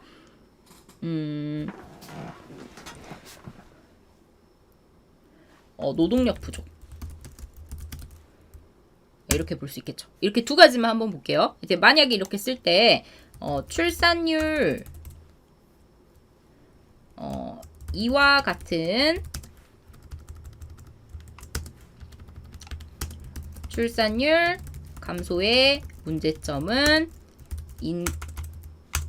인구수가 감소한다는 것이다. 자세한 설명 뒤에 붙이면 아이를 낳지 않으면 이거 못하네요. 낳지 않으면 전체 인구는 줄어들 수밖에 없을 것이다. 썼어요. 2번 쓸게요. 게다가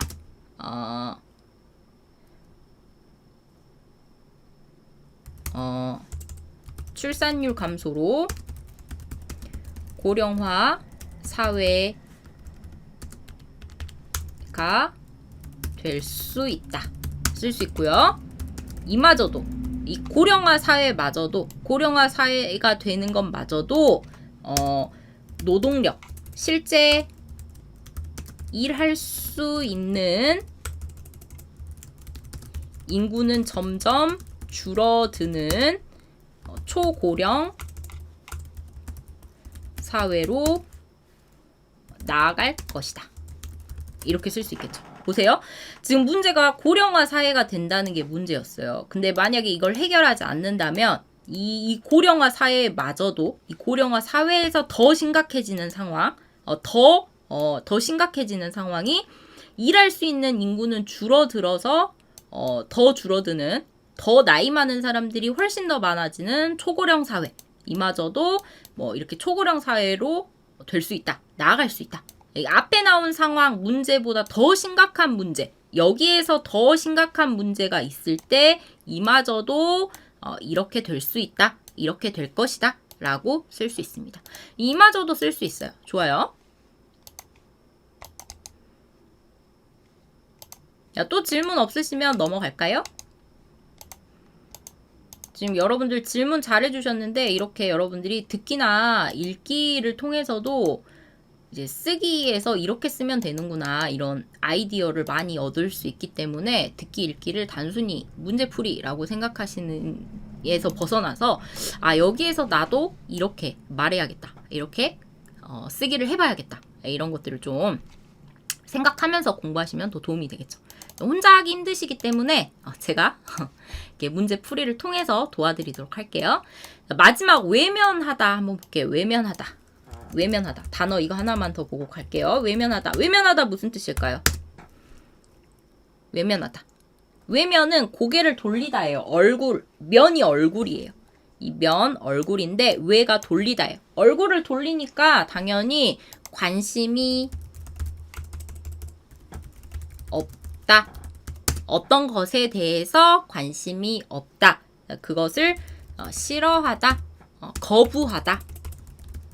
이런 의미로 이해하시면 됩니다. 싫어, 나 안 할 거야. 거부할 때, 관심이 없을 때 보통 외면하다 라고 하고요. 자, 이렇게 외면 당하는 거 있죠. 피동으로 외면 당할 때, 외면 당하다, 외면 되다 라고 할 때 같은 의미로 관심을 받지 못해요. 거부됐어요. 그럼 이것을 우리는 소외되다 라고도 나타내요. 나 소외받고 있어, 나 소외되고 있어 라고도 볼 수 있습니다. 소외받다, 소외되다. 관심을 받지 못하고 거부되는 것, 소외되다, 외면당하다, 외면되다, 외면받다, 소외받다 라고 이해하시면 되겠어요. 자, 넘어갈게요. 자, 다음에 41번, 42번 문제인데요. 41번, 2번은 우리 지난주부터 계속 같이 연습했던 문제들이네요. 중심 내용 찾기, 그 다음 들은 내용과 같은 것 나와 있죠. 자, 문제 푸는 방법 잘 생각하시면서 한번 잘 듣고 이것도 답을 한번 골라보시면 되겠습니다. 자, 준비되셨죠? 듣기 바로 시작해 볼게요.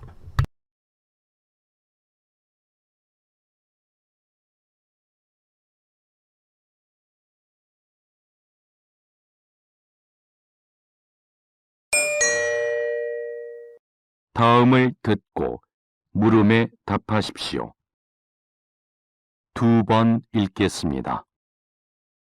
의사들 농담 중에 약을 안 먹으면 일주일 만에 낫고 약을 먹으면 7일 만에 낫는 것이 감기라는 말이 있습니다.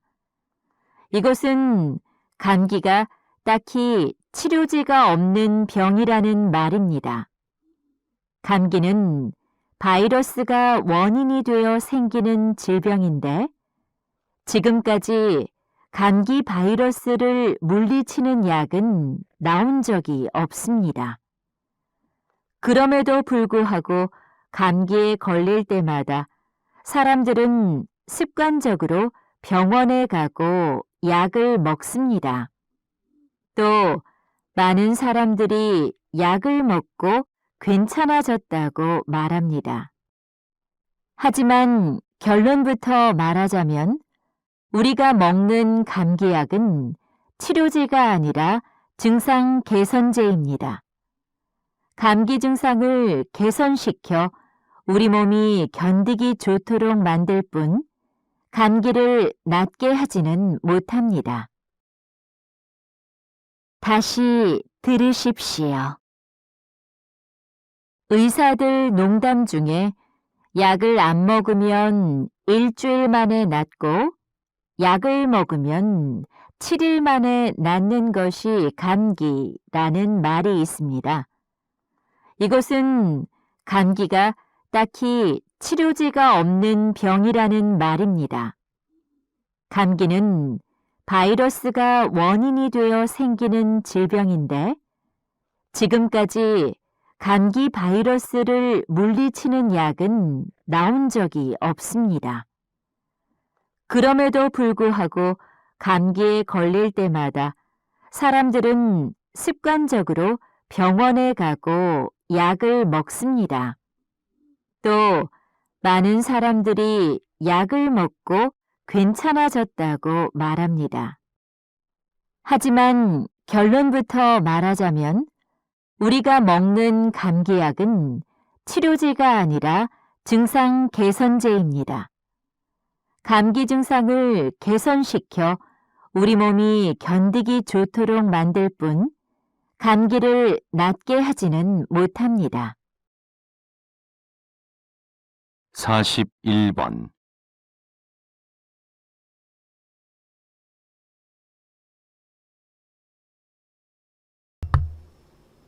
오, 42번. 2번 문제는 대부분 똑같은 답을 고르셨네요. 내용 자체가 주제가 어렵진 않죠. 감기라고 하면 보통 경험도 하고 뭐 많이 그 내용에 대해서 알고 있기 때문에 이렇게 여러분들이 그 듣기나 읽기 내용에서 아는 내용이 나왔을 때는 답을 고르기가 훨씬 쉬워요. 그래서 많은 문제를 풀어보면서 그 주제에 대해서 알 때 여러분들이 훨씬 더 토픽 시험에 더 좋은 점수를 받으실 수 있겠죠. 자, 답은 1번, 2번이 답입니다. 자, 왜 답인지 한번 볼게요. 중심 내용이라고 나와 있는데요. 자, 보시면 이런 내용이 나오죠. 마지막에 하지만 나오고요. 결론부터 말하자면 결론이 뭐예요? 결론이 앞에서 말한 내용에 대한 결론이니까 정리하면 이런 내용이 되겠죠. 이 뒷부분이 주제가 됩니다. 자, 보면요. 결론부터 말하면 뭐래요? 우리가 먹는 감기약은 치료제, 우리 몸을 병을 낫게 해주는 게 아니라 증상 개선제. 그냥 감기라는 그 상황, 증상을 조금 더 편하게 바꿔주는 것이다. 증상을 개선시켜서 몸이 견디기 좋도록 만들 뿐 감기를 낫게 하는 것은 아니다 라고 말하고 있죠. 그렇다면 몇 번이에요? 감기는 치료할 수 있는 게 아니라 그냥 개선제일 뿐이다. 1번이 답이 되겠죠. 감기는 약으로 치료할 수 없다. 연구가 시작됐다. 이것도 아니고 치료제가 나왔다. 아니고 치료받아야 된다. 라는 것도 아니죠. 개선제에 불과하다. 개선제일 뿐이다. 이런 의미가 됩니다. 자, 1번 답으로 쉽게 볼 수 있고요. 자, 42번 볼게요. 42번. 들은 내용과 같은 거 고르세요. 라고 나와 있는데요. 이것도 여러분들 답을 잘 푸셨기 때문에 조금 빨리 답만 확인하고 넘어가 볼게요. 자, 문제에서 보시면 감기는 이것 때문에 걸린다. 감기 걸리는 이유. 그 다음 감기 약을 먹으면 완화될 뿐이다. 그 다음에 감기 약은 바이러스 치료제이다. 마지막에 부작용 시달리고 있다. 나왔는데요.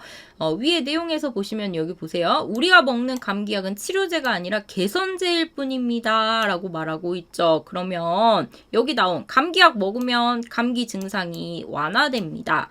바이러스 치료제입니다. 여기에 대한 답 2번, 3번에 대한 답을 확인할 수 있겠습니다. 증상이 완화될 뿐이에요. 개선돼요. 똑같은 말이에요.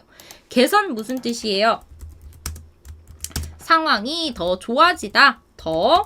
좋아지다 라는 뜻인데요. 완화라는 것도 비슷하게 안 좋은 상황이 조금 더 좋아지다.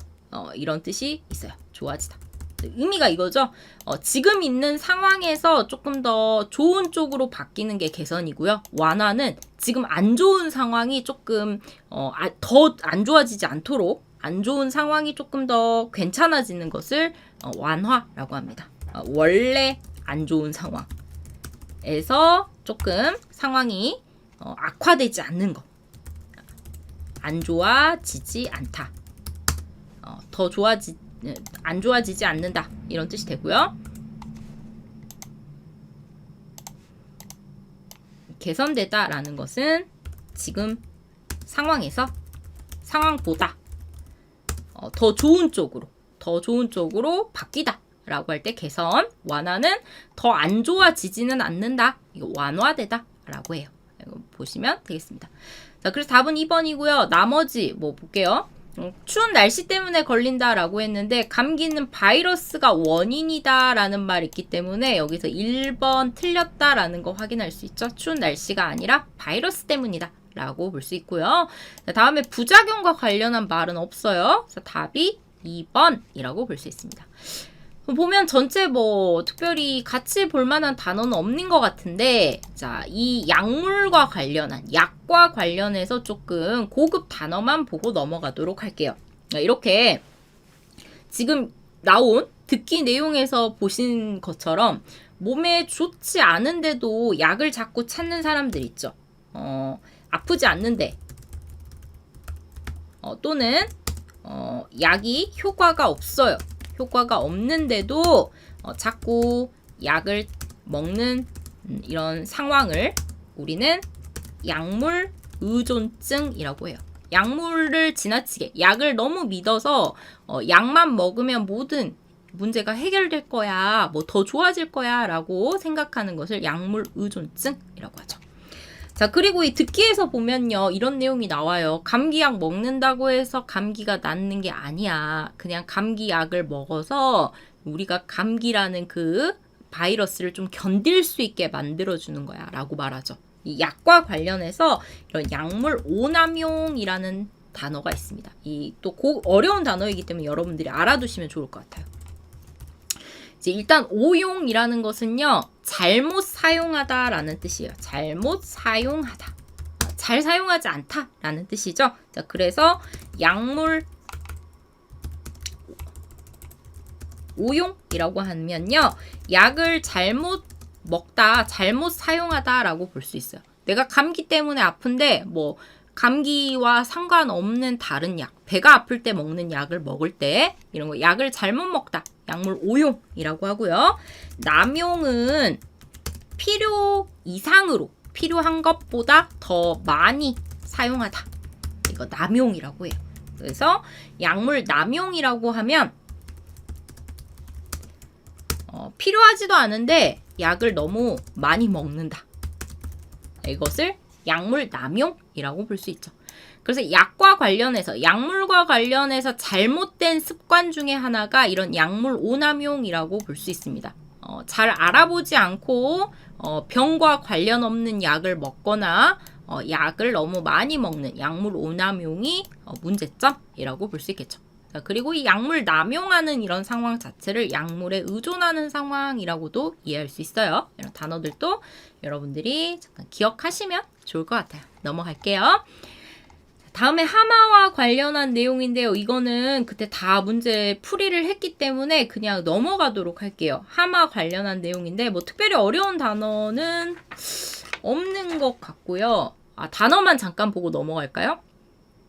뭐 무엇에 육박하다 라는 단어, 건기, 그 다음에 성체, 그 다음에 무엇을 제치고, 이 단어만 조금 보고 넘어가면 될 것 같습니다. 43번, 44번은 지난번에 그 시험 보고 나서 여러분들 질문한 내용 중에 있어서 그때 문제 풀이를 했어요. 자, 그럼 보도록 할게요. 무엇에 육박하다라는 것은요, 거의 이 정도 된다, 이런 뜻이에요. 자, 이 육박이라는 게 거의 이르다, 그 정도에 거의 도착하다, 이런 뜻이 되기 때문에 아직 그 정도는 아닌데 거의 그 정도가 다 되었어 라고 볼 수 있습니다. 암리타님 질문하셨네요. 오가 무슨 뜻이에요? 라고 하셨는데요. 이 오가 잘못이라는 뜻이에요. 잘못.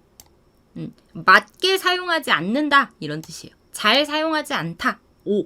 잘못하다, 이런 뜻이고요. 용이 사용하다 라는 뜻이죠. 약물 오용이라고 하면 원래 사용해야 할 약이 아니라 다른 약을 잘못 먹다 라는 뜻으로 약물 오용이라고 볼 수 있습니다. 이해되시죠?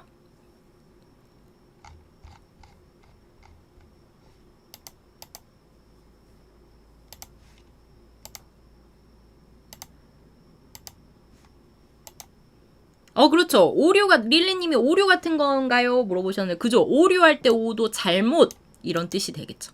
좋아요. 육박하다, 거의 무엇 정도 된다라는 뜻인데, 여기에 담겨있는 의미는, 이 육박하다 앞에 나와 있는 이 숫자가 매우 크다. 기대한 것보다 매우 크다. 이런 뜻입니다. 불과하다와 반대 의미라고 볼 수 있겠죠. 예를 한번 들어볼게요. 어떤 사람이 있는데 그 사람이 거의 100kg 가까이 돼요. 뭐 예를 들어 98kg라고 볼게요. 98kg예요. 자, 그러면 이렇게 말할 수 있겠죠. 그 사람은 뭐 그 남자는 뭐 그 선수는 뭐 100kg에 지금 100kg는 아닌데 100kg에 가깝다 이런 뜻이에요. 거의 100kg다 가깝다. 100kg에 육박한다. 거의 100kg 정도 된다. 거의 100kg에 가깝다 라고 볼 수 있습니다. 이때 이 육박하다는요. 와 100kg나 된다고? 와 진짜 크다. 진짜 많다. 이걸 강조할 때 쓸 수 있는 표현이에요. 아까 이야기하신 것처럼 이 반대음이라고 보면 되겠네요. 무엇에 불과하다와 반대.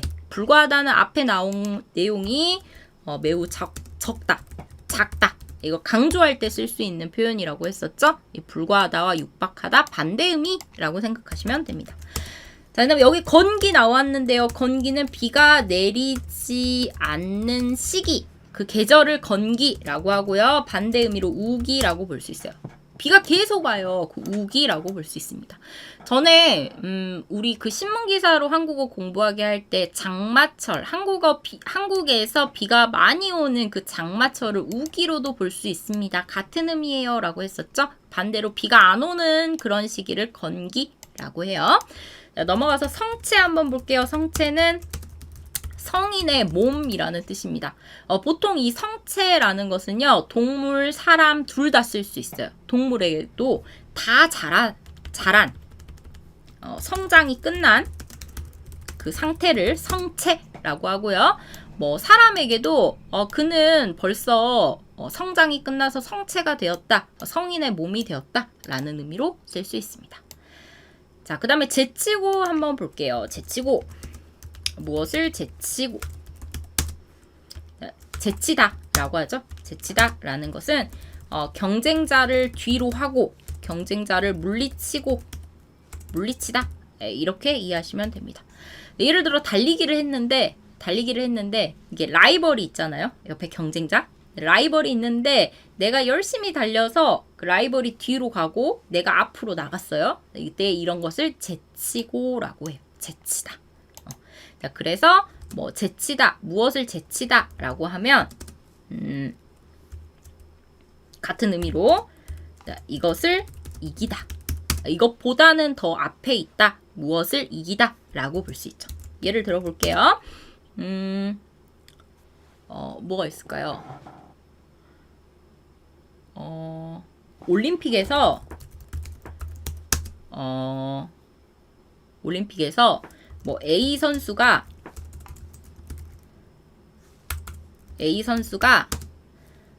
B 선수를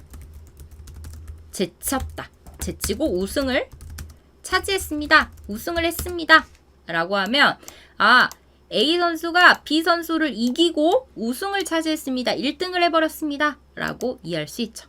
이해되시죠? 는 좀 단어들 잠깐 보시면 되고요. 넘어가서 자, 이번에는 45번, 46번 문제 한번 듣고 문제 풀도록 하겠습니다. 자, 이번에 들은 내용과 같은 거 말하는 방식이라고 나와 있는데 말하는 방식 보시면 요약, 묘사, 설명, 소개 별로 어려운 내용은 아니네요. 자, 먼저 듣고 문제를 한번 풀어보세요.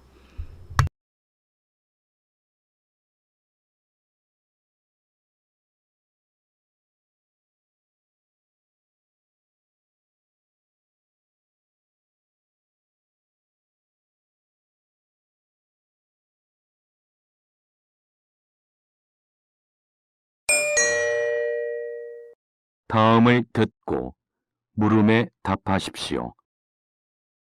2번 읽겠습니다. 사진 속의 이 안경은 조선시대의 것입니다. 조선시대에도 도입 초기에는 안경이 크게 환영받지 못했습니다. 그러다가 왕으로서는 처음으로 정조가 안경을 쓰기 시작하면서 전국적으로 보급이 될 수 있었습니다. 조선시대에는 안경을 쓰는 것에도 까다로운 예법이 적용되었는데 여러 사람들이 모인 장소에서는 안경을 착용하지 못하고 자신보다 지위가 높거나 연장자 앞일 경우에도 착용하지 못했습니다. 심지어 왕도 여러 사람들이 모인 장소에서는 안경을 벗어야 했다고 하니 그 예절이 얼마나 까다롭게 지켜졌는지 알 수 있습니다. 또한 순조 때에는 안경을 쓴 조문객이 오면 일부러 등을 보인 채 외면했다는 이야기도 전해집니다. 다시 들으십시오. 사진 속의 이 안경은 조선시대의 것입니다. 조선시대에도 도입 초기에는 안경이 크게 환영받지 못했습니다. 그러다가 왕으로서는 처음으로 정조가 안경을 쓰기 시작하면서 전국적으로 보급이 될 수 있었습니다. 조선시대에는 안경을 쓰는 것에도 까다로운 예법이 적용되었는데 여러 사람들이 모인 장소에서는 안경을 착용하지 못하고 자신보다 지위가 높거나 연장자 앞일 경우에도 착용하지 못했습니다. 심지어 왕도 여러 사람들이 모인 장소에서는 안경을 벗어야 했다고 하니 그 예절이 얼마나 까다롭게 지켜졌는지 알 수 있습니다. 또한 순조 때에는 안경을 쓴 조문객이 오면 일부러 등을 보인 채 외면했다는 이야기도 전해집니다. 45번.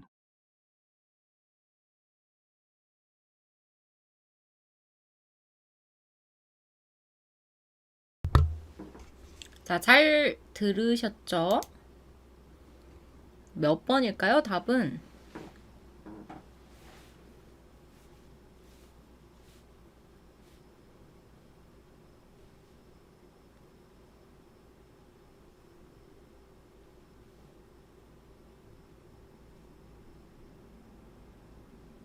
자, 이 문제도 좀 답이 나눠지네요.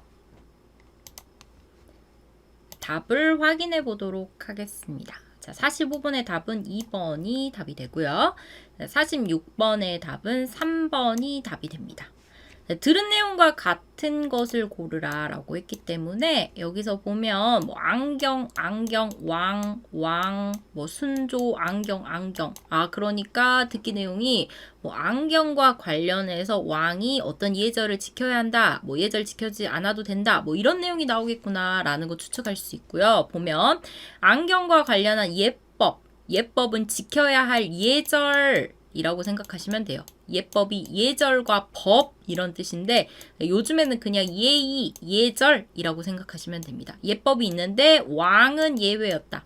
예외가 뭐예요? 안 지켜도 된다라는 거죠. 예법 관련된 단어가 나오면 그 부분 잘 들으시면 되겠죠. 자, 그 다음에 2번은 왕이 안경을 쓰기 시작하면서부터 널리 사용되었다. 그러니까 왕 때문에 안경 쓰기 시작했다 라는 내용 되는 것 같고요. 3번 순조라는 구체적인 왕의 이름 나왔어요. 순조 때는 조문 갈 때 조문이라는 단어가 무슨 뜻인지 몰라도 여러분들 듣기에서 조문이라는 단어는 들으실 수 있잖아요. 그 조문이라는 단어가 나왔을 때 그 부분에 좀 집중하시면 되겠죠. 조문 갈 때 뭐 안경 쓰는 게 일반적이었다. 이 조문이라는 단어 나오면 잘 들으시면 되고요. 4번 안경이 도입됐을 때 인기가 많았다. 안경의 인기가 컸다. 뭐 이런 내용이 되는데요. 자, 문제 한번 풀어보도록 할게요. 자, 보면 사진 속의 안경 조선시대의 것입니다. 안경 조선시대에 쓴 안경에 대해서 말하고 있죠. 자, 보면 도입 초기 도입이라는 것은 어떤 물건이나 어떤 것을 가지고 오다라는 뜻입니다. 가지고 오는 그 초기에는 안경이 크게 환영받지 못했습니다. 라고 나와 있네요. 도입 초기 안경을 처음 가져왔을 때 환영받지 못했대요. 자, 4번. 45번에 4번 보면, 4번. 45번에 4번 보시면요. 이런 내용이 나와 있어요. 도입되었을 때, 처음 도입되었을 때 인기가 많았다. 땡, 틀렸네요. 왜요? 환영받지 못한 거니까 인기 없었다. 라는 거 확인할 수 있겠죠. 자, 계속 보면요. 자, 그러다가 왕으로서 처음 정조, 자, 정조라는 사람이 왕인 것 알 수 있어요. 왕으로서 정조가 안경을 쓰기 시작하면서 전국적으로 보급이 될 수 있었대요. 왕이 쓰니까 그 다음에 다른 사람도 쓰기 시작했다라는 거죠. 2번 답이 되겠네요. 왕이 안경 쓰기 시작하면서 널리 사용되었다. 2번이 답이 됩니다. 자, 여기에서 이 보급이라는 단어 나오는데요. 이 보급은 널리 퍼지다, 일반화되다 라고 생각하시면 돼요. 이 보급이라는 단어가 보급되다, 보급하다 라고 하면 일반화되다, 널리 퍼지다, 널리 알려지다, 이렇게 이해하시면 됩니다. 자, 계속 볼게요. 조선시대 안경 쓰는 것에도 까다로운 예법 나왔죠? 우리 1번 잘 들으셔야겠네요. 예법이 있는데 여러 사람이 모인 장소에서는 쓰지 못했고 지위가 높거나 연장자에서도 안경을 쓰지 못했고 심지어 왕도 안경을 벗어야 했어요. 예절이 까다롭게 지켜졌는지 알 수 있습니다. 자, 그러면 왕은 예외적인 게 아니라 왕도 당연히 이 예절, 안경과 관련한 예절을 지켜야 했다라는 것 알 수 있겠죠. 또 조문 나왔었죠. 여기 이 뒤에 보면요. 이 조문 갈 때 조문객이 오면 안경을 쓰면 외면했대요. 그럼 조문 갈 때 안경 쓰면 돼요? 안 돼요? 안 되는 거죠. 순조, 조문 나왔기 때문에 3번도 틀린 거 확인할 수 있습니다. 2번이 답이 되겠습니다. 자, 넘어가겠습니다. 자, 46번 한번 보도록 할게요. 자, 여기서 이 심지어라는 단어 나왔는데 우리가 심지어라는 건 앞에 나온 상황보다 조금 더 확장된, 더 심각한 상황이 뒤에 나올 때 심지어라고 전에 우리 공부했었잖아요. 심지어. 앞의 상황보다 더 심각한, 더 심한 상황이 뒤에 올 때 우리는 심지어라고 쓸 수 있다고 했었죠. 자, 그런데 이 앞의 상황과 뒤의 상황, 이 더 심각해지는 상황이 더 좋아지는 상황이 될 수도 있고 부정적인 상황이 될 수도 있었어요. 긍정과 부정이 다 가능했어요. 긍정적인 상황도 가능하고 부정적인 상황도 가능했었죠. 아까 우리 이마저도 비슷합니다. 이마저도는 대신 부정적인 상황만 앞의 상황보다 더 안 좋은 상황이 뒤에 나올 때, 뒤에 올 때 이마저도 쓸 수 있다. 비교해서 보시면 좋을 것 같아요. 넘어가서 자, 46번 여자가 말하는 방식 한번 보도록 하겠습니다. 자, 여자가 말하는 방식인데요. 말하는 방식은 이거예요. 앞 내용은 글의 내용, 뒷부분은 태도라고 보면 됩니다. 여기 보면요. 자, 안경의 전파 과정, 왕실의 지위, 도입 초기 예법, 조선시대에 안경 쓸 수 있는 장소. 이게 글의 내용이고요. 글의 내용과 일치하는 것. 뒤에 말하는 방식이 요약, 묘사, 설명, 소개예요. 설명하거나 소개하는 건 비슷하죠. 설명은 자세하게 알려주는 거고 소개는 듣는 사람이 몰랐던 내용에 대해서 알려주는 거죠. 요약은 간단하게, 묘사는 자세하게 말하는 것. 이런 차이가 있습니다. 이것도 전에 이야기 한번 했었죠. 요약, 간단히 말하다. 중요한 내용 위주로 말하다. 요약, 묘사, 자세하게 말하다. 하나하나 자세하게 말하다. 설명하다는 뭐 알려주다 이렇게 보시면 되고요. 소개하다는 몰랐던 것에 대해서 알려주다 이해하시면 되겠죠. 자, 그러면 글의 내용 볼게요. 앞 내용 뭐 어떤 내용이었어요? 전체 내용이 조선시대 안경이 초반에 도입됐는데 안경에 예법이 있었다라는 내용으로 쭉 나왔죠. 안경은 뭐 누구 앞에서는 쓰지 못하고 어떨 때 쓰지 못하고 심지어 왕도 지켜야 했다라고 설명하고 있기 때문에 당연히 3번이 답이 되겠습니다. 안경 예법에 대해서 소개하고 있다. 조선시대니까요. 다른 거는 뭐 안경 전파 과정 틀렸고요. 왕실의 지위에 대해서 말하는 것도 아니죠. 장소에 대해서 소개하는 것도 아닙니다. 안경을 언제 누구 앞에서 어떻게 쓸 수 있는지에 대해서 소개하고 있는 내용이 되겠어요. 자, 여기 나와 있는 단어만 잠깐 보고 넘어가면요. 연장자 한번 볼까요? 연장자. 어려운 단어는 아니지만 연장자는 나이가 나보다 많은 사람. 나보다 나이가 많은 사람. 나보다 나이가 많은 사람을 연장자라고 해요. 네, 조문객도 한번 볼게요. 까다롭게 이렇게 세 가지 보면 되겠네요. 까다롭다. 까다롭다는 어렵고 복잡하다 이런 뜻입니다. 까다롭다. 어떤 게 너무 복잡하고 어려워요. 그래서 해결하기 힘들어요. 그때 까다롭다 라고 하죠. 조문객은 뭐예요? 이 객자가 들어가면 다 손님이에요. 손님. 조문은 장례식에 찾아온 손님을 조문객이라고 합니다. 장례식에 온 손님이라고 이해하시면 돼요. 누군가 돌아가셨을 때 사람들이 와서 인사하죠. 그때 그런 사람들을 다 조문객이라고 합니다. 자, 넘어갈게요. 자, 다음에 47번, 48번 문제인데요. 이것도 지난번에 이미 문제 풀었기 때문에 단어만 한번 보고 넘어가도록 하겠습니다. 자, 반려동물 돌봄 휴가제도라고 해서 이제 반려동물이 가족과 암리타님 정조라고 물어보셨어요. 이 정조? 밑에 순조 있죠? 그냥 그 한국의 왕의 이름이라고 생각하시면 될 것 같아요. 왕의 이름. 왕의 이름. 그 왕의 이름 그 뭐라고 해야 될까요?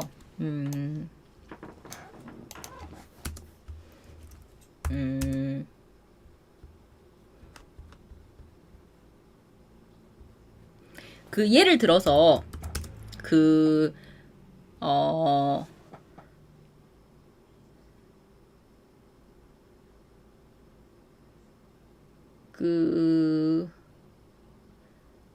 이집트 왕 있죠. 이집트의 옛날 과거 이집트 왕을 파라오라고 했잖아요. 왕이 바뀌어도 다 파라오라고 부르죠. 왕을 부르는 이름이 파라오인 거죠. 그것처럼 한국에서는 왕이 바뀌잖아요. 그럼 왕의 이름 다음에 이 왕을 부르는 명칭을 지어줘요. 왕을 부르는 왕이 죽은 후에 왕을 부르는 명칭. 이 왕은 누구다. 무슨 왕이다 라고 그 이름을 정해주는데요. 그것을 한국에서는 보통 뭐 조나 종을 붙여서 만듭니다. 조나 종을 붙여요. 예를 들어 조선시대 때 뭐 태조, 뭐 정종, 태종, 세종, 뭐 문종 뭐 이런 것처럼 이 앞에 붙은 게 그 살아있을 때 왕으로서 어떤 업적이 있는가, 어떤 일을 했는가 이걸 나타내는 뜻이고요. 뒤에 종이나 조가 왕이다라는 걸 알려주는 거예요. 왕을 부르는 명칭이라고 생각하시면 돼요. 이 정조는 어느 시대냐면 조선시대로 치면 한 1970년, 1970년 죄송해요.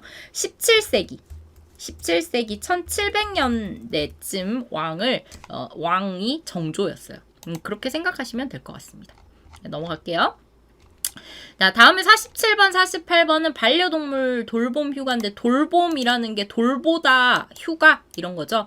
보통 가족이 아프거나 가족이 힘들면 우리는 휴가를 내고 그 가족을 보살펴 주잖아요. 그것처럼 반려동물도 이제는 가족처럼 여겨지니까 이 반려동물 휴가 제도를 이 법제화하자, 법적으로 인정하자라는 그런 내용이었어요. 보시면 뭐 특별히 어려운 단어는 없는데 여기 보면 철회되다라는 단어, 그 다음에 무엇과 남다르다, 그 다음에 경조 이렇게만 보시면 될 것 같아요. 단어 보면요. 철회 무슨 뜻일까요? 철회. 자, 보통 앞에 철회는 어떤 것을 철회하다라고 합니다. 철회하다. 취소하다라는 뜻이에요. 같은 의미로. 물러나거나 취소하다, 철회하다 라고 생각하시면 돼요. 좀 어려운 단어예요. 자, 무엇과 남다르다 라는 것은 특별하다, 특이하다 이렇게 생각하시면 돼요. 유니크하다 이렇게 이해하시면 되겠죠. 남과 같지 않다 이런 뜻입니다. 경조, 뭐 경조사라고도 하는데요. 살다 보면 좋은 일도 있고 힘든 일도 생기잖아요. 우리 인생에서 생기는 좋은 일과 힘든 일. 이걸 경조사라고 해요. 예를 들면 뭐 결혼하는 거 좋은 일이죠. 뭐 장례식, 누군가 돌아가셨으면 힘든 일이죠. 이런 것들을 경조라고 합니다. 경이라는 게 경사, 좋은 일, 경사 이런 뜻이고요. 조가 힘든 일, 슬픈 일, 조사 이렇게 나타내요. 경조 또는 경조사라고 하면 인생에서 살면서 누구나 겪는 좋은 일과 힘든 일, 경사와 뭐 힘든 일, 결혼, 장례 뭐 이런 것들 경조사라고 생각하시면 되겠어요. 넘어갈게요. 자, 넘어가기 전에 이 반려동물은 특히 아직 54번 시험에서 나온 적이 없는데 앞으로 나올 수 있는 54번 주제, 예상 문제 주제라고 생각하기 때문에 이 반려동물과 관련해서 여러분들이 다양한 주제를 한번 생각해 보시면 좋을 것 같습니다. 저희도 이미 한 2번 정도 반복해서 연습했었죠? 넘어갈게요. 자, 49번, 50번도 지난번에 했었어요. 한국 문화와 관련한 것인데요. 여기 나오면 소반이라는 게 나오죠. 그림 한번 보고 넘어갈게요. 자, 이렇게 조그만 식탁입니다. 혼자서 한 사람 또는 두 사람이 바닥에 앉아서 사용할 수 있는 이 식탁을 소반이라고 부릅니다. 귀엽죠? 보통 이렇게 나무로 많이 쓰고요. 좀 이게 가격이 비싸면 보세요. 나전칠기라고 해서 이게 조개, 반짝반짝 예쁜 조개를 이렇게 깎아가지고 이렇게 붙여서 예쁜 모양으로 만든 이런 나전칠기 소반도 과거에 많이 사용됐습니다. 이런 걸 소반이라고 해요.